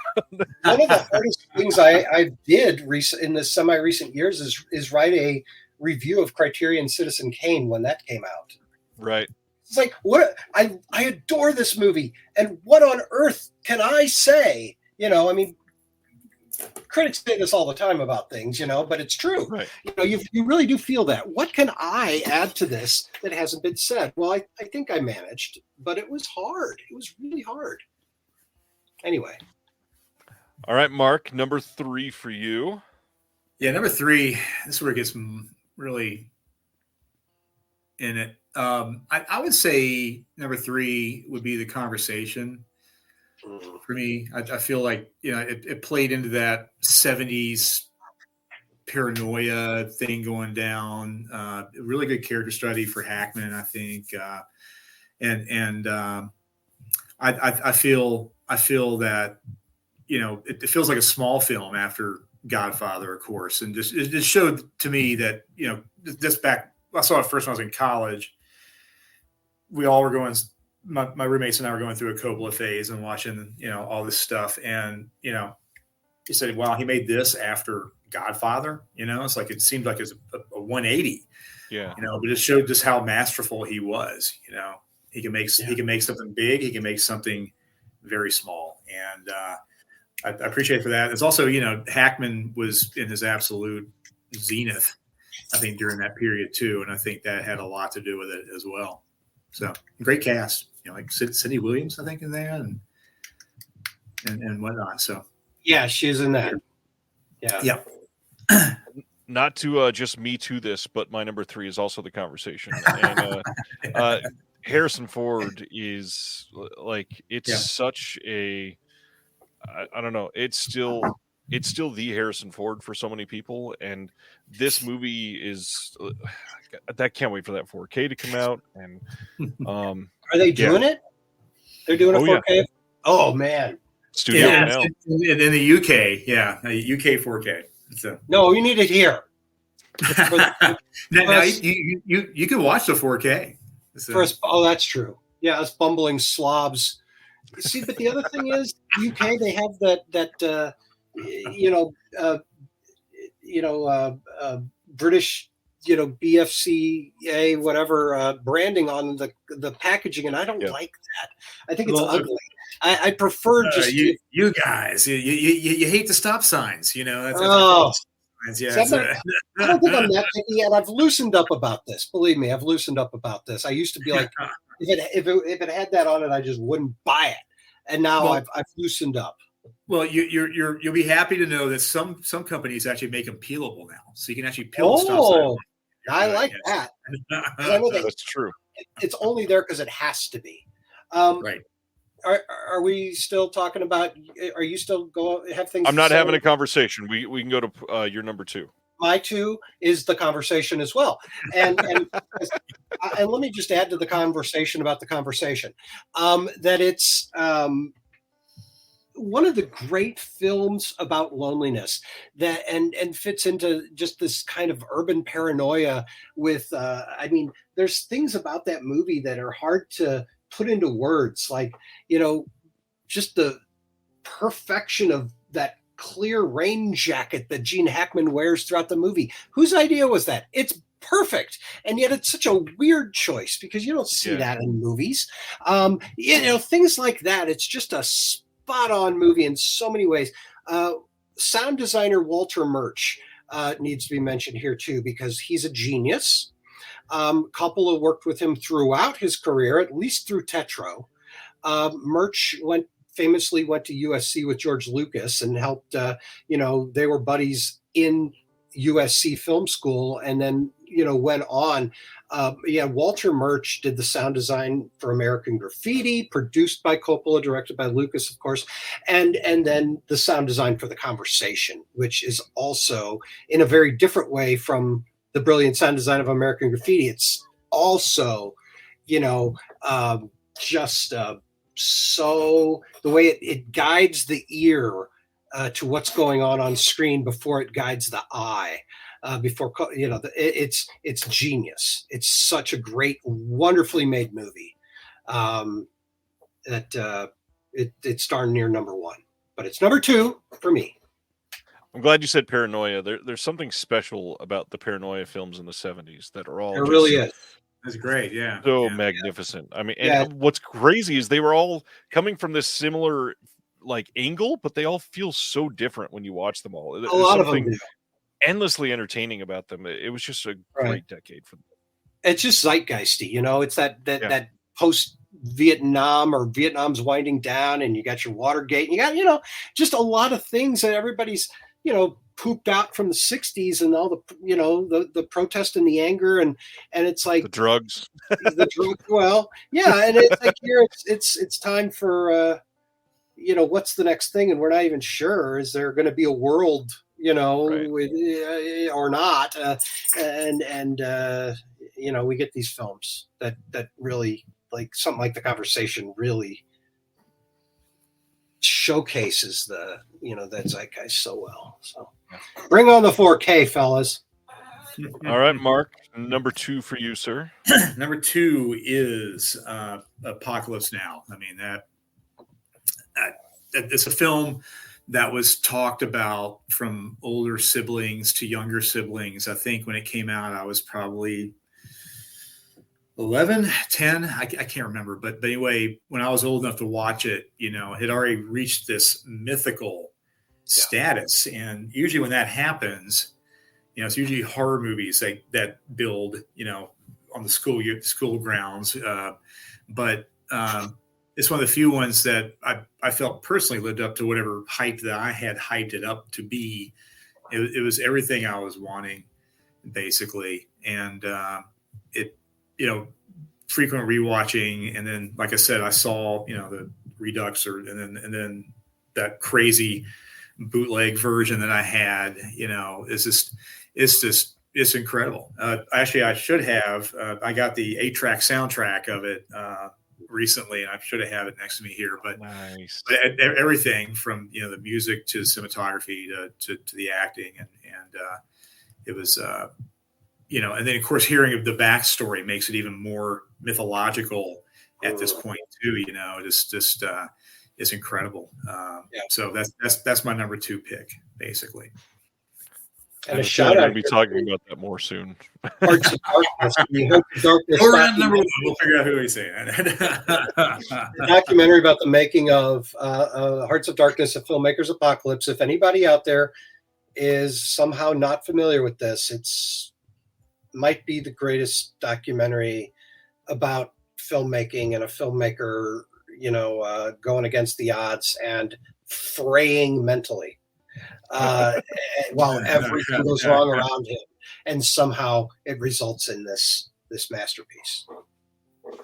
Well, I will go fairly quickly with my number 2. I'm going to jump all the way back to Dracula for this one. Okay. Again, something about the setting in this is just enough to make me every single time fall in love. The set design in this is astonishing. It is such a beautiful movie to look at. And the makeup's great. Gary Oldman is terrifying and somehow magnetic and weird and beautiful and hideous, and I love it. And everything about this movie was such a weird movie to watch as a child when I shouldn't have. But it made me love it from early on. And now I assume we're going to be talking a lot about the same movie. What's your number 1, Jim? It's Apocalypse Now. Yes. And it's pretty far and away my number 1. Earlier, Mark used the word mythical, talking about Apocalypse Now, and that's a big. I don't know. There's certain works of pop culture that somehow transcend the maker. You know what I'm talking about? Like, I went and saw the Rolling Stones in Denver last week, and the song, they can play the party songs and it's fun, but they play Painted Black, Painted Black, and then they play, Sympathy for the Devil. These are songs that transcend them, and they're on this other plane somehow. Apocalypse Now, to me, is one of those works. It's on this other level and it's just the theatrical cut is my go-to, of course. I think, like most people, I think that's what Mark said too. Then I would say the final cut, which is a few years old. And when they screen it these days, at movie theaters, it tends to be the final cut. It's fine, but it does keep that French plantation scene in there, which we could all do without. You gotta see it once, because sure, definitely once. I would recommend the Redux. Watch the Redux once. I took my daughter, who's my 4 kids. She's the only film buff. I took her to see Apocalypse Now a year ago, last summer, and she was 15 then. And I think it was maybe a little too soon. She hadn't seen a lot of I don't think she's seen any Vietnam movies. I don't think she'd seen any movies that harrowing. And I think it was too much. But I was explaining to her all the stuff in the Redux that is out. It's like, there's the weird scene where the Playboy bunnies come and they're muses. They're like the mythical muses, and then later in the Redux, they find him crashed in a helicopter and the guys get to have sex with him. It's like, well, that's in it. That's not in the final cut. Of course, Susie Q is, but anyway, I'm rambling. Apocalypse Now, I just love it so much. I think Walter Murch wrote a book about it, about the making of it, and it's just one of the great film books. I've got these shelves behind me filled with film books. That's a film book library. And that's one of the great film books, is Murch's Apocalypse Now book. I can't remember the title because it's late. But anyhow, boy, I don't know. It's far and away. It's on a different level, you guys. I don't know what else to say. Yeah, this is number one for me, primarily because it's Apocalypse Now, and it's just so different. It is one of those movies that is I feel like saying an epic is not saying quite enough about it. It has so many things that it kind of defines the genre that it is in, and also inspired and also ruined for every other movie that was going to come after it. Lots of stories behind it, which make the film itself almost like folklore. And so with that, like, there's something about it that's just special. And so I agree, it's number one. But Mark, what do you got at number one? I cheated. I kind of did two. Two being the first way that I saw Godfather, which was on TV. And Coppola edited part 2 and part 1 to be in chronological order. So it starts with De Niro, and then moves up to Cuba and things like that. It's called the Godfather Saga, and it's 2 and 1. And I think, if I remember correctly, he added footage that was not in the films, and of course took out footage that was probably too intense for TV at the time. But I don't, I think it was re-rated today. It'd probably still be an R, but both of those films. But I don't remember there being too many scenes that were cut out. But I was thoroughly entranced by the Godfather saga. And it kind of messed me up when I saw the movie separately later. Yeah. And I still fully enjoy watching those over and over again. I don't think there's a way to watch them anymore. He absolutely disavows that version of the Godfather. And, Paramount's not going to do anything to piss him off. So they're not going to. No, they're not going to put it out, So back in the day, didn't it get a VHS or a laser disc? It did. Yeah, it's an awesome VHS release. Huge box. Yeah. I remember seeing that in a store tapes, maybe. Yeah, it was like it was basically a miniseries. They cut it up into like a miniseries. And it was the second sight, Dawn of the Dead of its day. That's right. This VHS thing you could buy. There you go. Creme de la creme of Godfather and everything else. Oh, right. There we go. Right. Chris Silvestri saying, I get a nice VHS set of the saga. Oh, cool. Yeah. But going back and watching the original films, brilliant, awesome, all that stuff as well. But it really did. It's almost like your first impression is always going to be the best, I guess, a lot of times. Right. And I felt like that, to me, the way it was presented to me when I saw it on TV, that really is, to me, the way to see it. And maybe I can just cut it up myself. I don't know. I'm not that big on iMovie or whatever, but I can find some way to do it to appease my desire to see it that way again. But I still have hope that maybe someday, we'll be able to check it out again. But Godfather Saga is my number one. Yeah. That was a nice sneaky pick. I love it. And I think it counts because if you look at, Oh yeah. again, Letterboxd, if you go on Letterboxd and you click on Francis Ford Coppola and you see all his movies, I think Godfather Saga is a separate one. Okay. So you're never going to be 100% Coppola complete until you've not only seen all three regular Godfather cuts, and then you also need to somehow watch that. Right.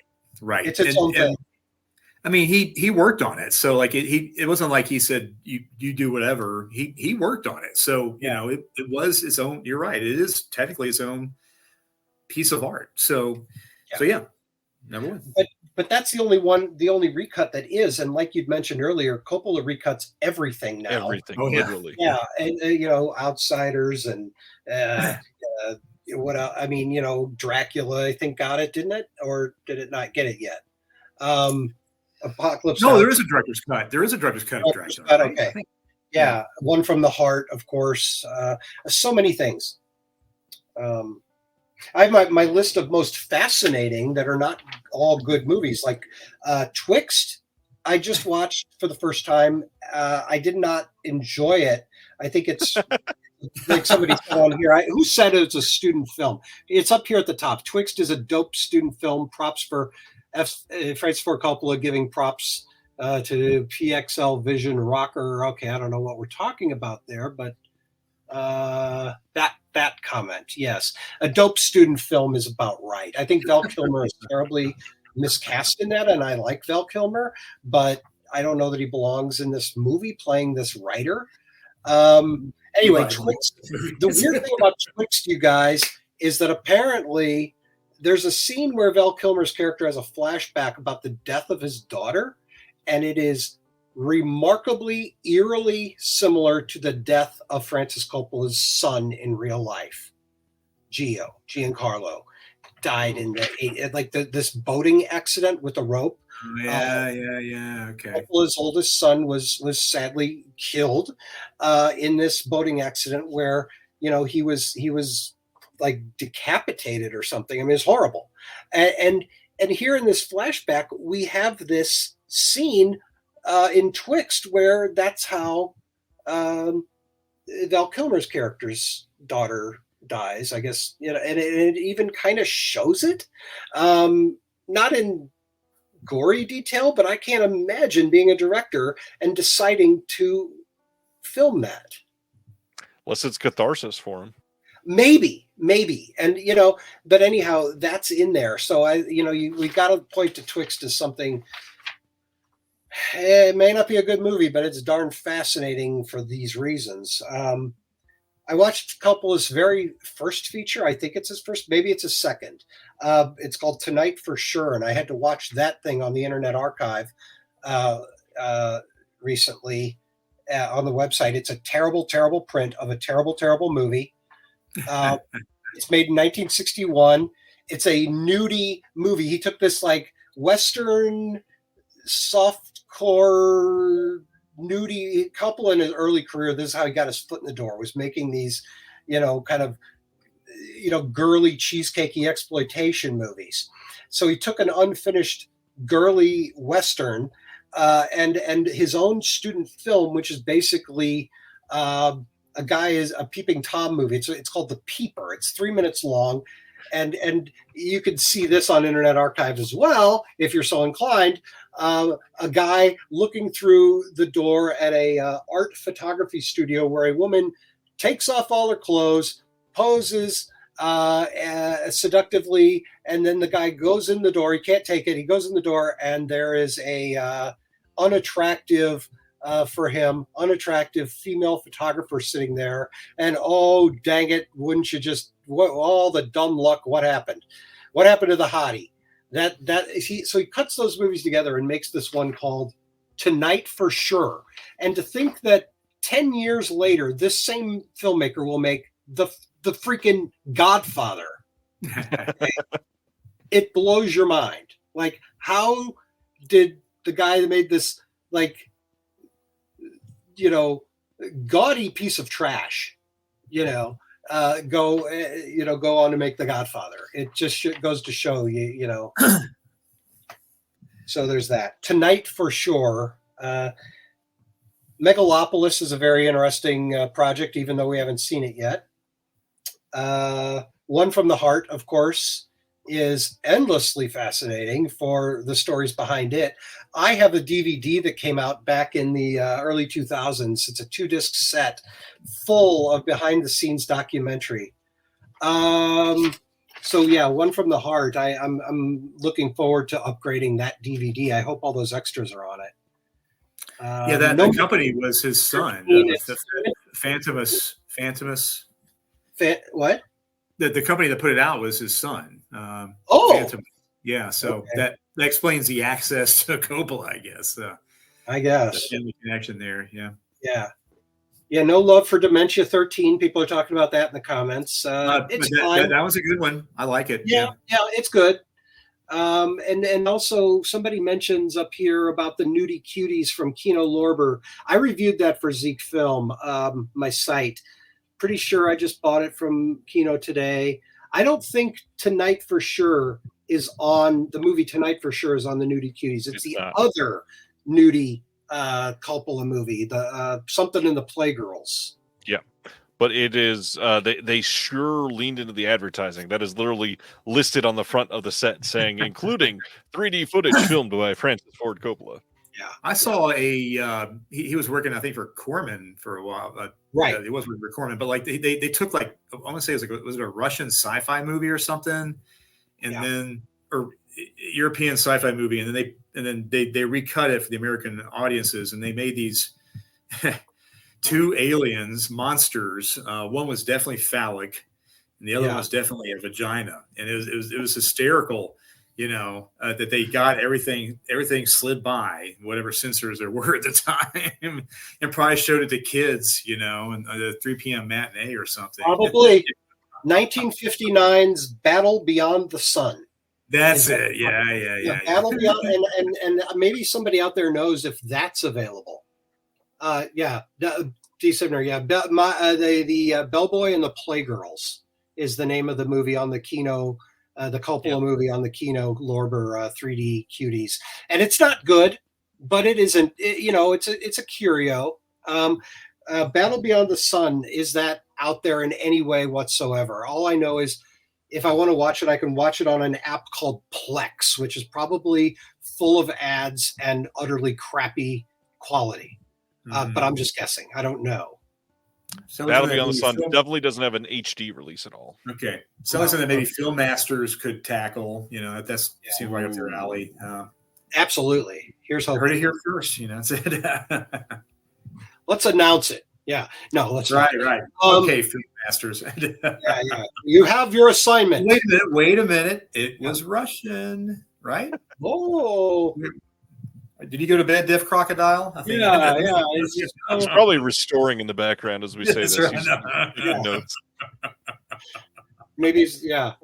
So, anyways, what was I talking about? One from the Heart. Then, of course, the most fascinating Coppola movie of all has to be Apocalypse Now. Again, for all the reasons we've already mentioned. So that's there you go, guys. Fun list. Yeah. I'm curious. I skimmed through an article saying that, like, for screenings of Megalopolis, there's a live scene in the film where there's something happening live in the theater you're in, right? And that some of these screenings are going to have somebody doing that part, and I don't know how that works. I get the impression that we're not supposed to know that because I read reviews out of Cannes and they didn't mention it. But my kids knew it somehow. And they don't even have their ear to the entertainment press the way that some of us do. So it's weird that I hadn't heard. I thought maybe they were getting misinformation, but apparently it's true that there is a live interactive thing where actor or actors come out and interact with whatever's going on at some point. Like, and by the way, that's not new. Winsor McKay, the animator, did this in 1914 with his Gertie the Dinosaur film.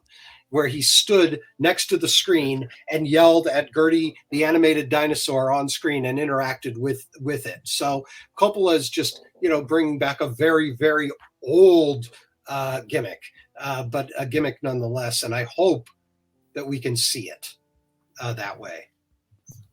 I by just the had way, somebody. I'll do it. Go I'll ahead. be the guy. I'll come out and do the part if it comes down to it. I'm sure Alamo Drafthouse will have the live actors, right? I mean, they'll if there's anybody that's going to do it, it'll be them. I hope so. I hope so. Yeah. Just make a server. It's like they come out to bring somebody their refill of popcorn, their endless popcorn, and set it down and go running to go do their part, and then get back to work. Stan here says, I just looked at a lobby card for Battle Beyond the Sun. Yikes. And even though the way that Mark talked about it was not safe for work, I'm going to show it on YouTube. He sent it to me. Look at this. This is so obvious. Well, you're not wrong, Mark. You are not wrong. My God. Finally, I've been vindicated. That is wild. Wow. That's that should be Melusine. maybe they'll put that out. It's the next Peakorama title. Yeah, exactly. Gentlemen, this has been a wonderful night. Thank you so much for talking about Coppola and new releases and everything else. Before we go, anything we want to shout out, Mark, other than the current sale? Anything else coming up? The sale, we got more lined up, and feel free to, if you're ever in the region, we have a physical store. We are in Asheville, North Carolina. People, even before we were online, were making pilgrimages to our store because they found out there's a place that has movies for sale. Yeah. And we love meeting people from out of town. I love talking movies with you, and come on by. That's really what we got going on. We got a couple of conventions coming up. We finally got into a big one, Horror Hound. We've been trying to get into that one for a couple of years. So I think people sort of beat him down. He goes, fine, or we could come. But we're very thankful that we were allowed to come into Horror Hound this year. So just rocking and rolling and keep going. And thanks to everybody that's a customer out there. It's been a hell of a ride here past few years, and it's only getting bigger. This whole hobby, I think, is just growing and growing. So there's so many different facets to it that we can't be stopped. I'll have to get you on sooner than 2 years, and maybe we can talk about that, like the current state of the industry based on a retailer that's touching everything. Yeah. And my experience is way different than probably what Walmart would say. So it's just, once again, it's just a large market. A little. Yeah. Mr. Tudor. Wow. Come after you. Anything you want to shout out, I'll Jim? get those steel books, Those dang steel books, man. Yeah. No. I'd like to shout out my website, ZekeFilm.org. It is a non-for-profit. We call it, our tagline is community through cinema. Our idea back in the day, this goes back to 2011, in different incarnations. We just try to, the very basic thing, like what's going on here, trying to unite people through love of movies or interest in movies. And that was a more novel thing back in 2011 than maybe it is now. But, it remains the tagline. And the website is, supposed to be a lot of different things to all people. But since I'm the one running it and I know how to be a film critic, basically it's a movie review site. That wasn't always the plan, but that's what we've got. I'm open to accepting content from, people that are interested, but, we review movies and it's a labor of love. It doesn't make me any money. It doesn't make anybody any money. There's no ads on the site. If you don't like looking at sites where ads are intrusive while you're trying to read reviews and things, hopefully ZekeFilm will be for you. We try to, we always aim for intelligent reviews, and informed analysis and whatnot. We've got a gob of content on there. One of our contributors, his name's Paul Hibbert. He's a local St. Louis filmmaker. He's been with ZekeFilm before he even got into his current phase of filmmaking. He launched a film festival that is currently launching tonight, a horror festival called Hysteria Fest, where he's bringing in short horror films from all over the place and showing them at a local micro cinema and bar. And we've got a lot of Hysteria Fest coverage just because Paul is one of us. And, why not promote his festival?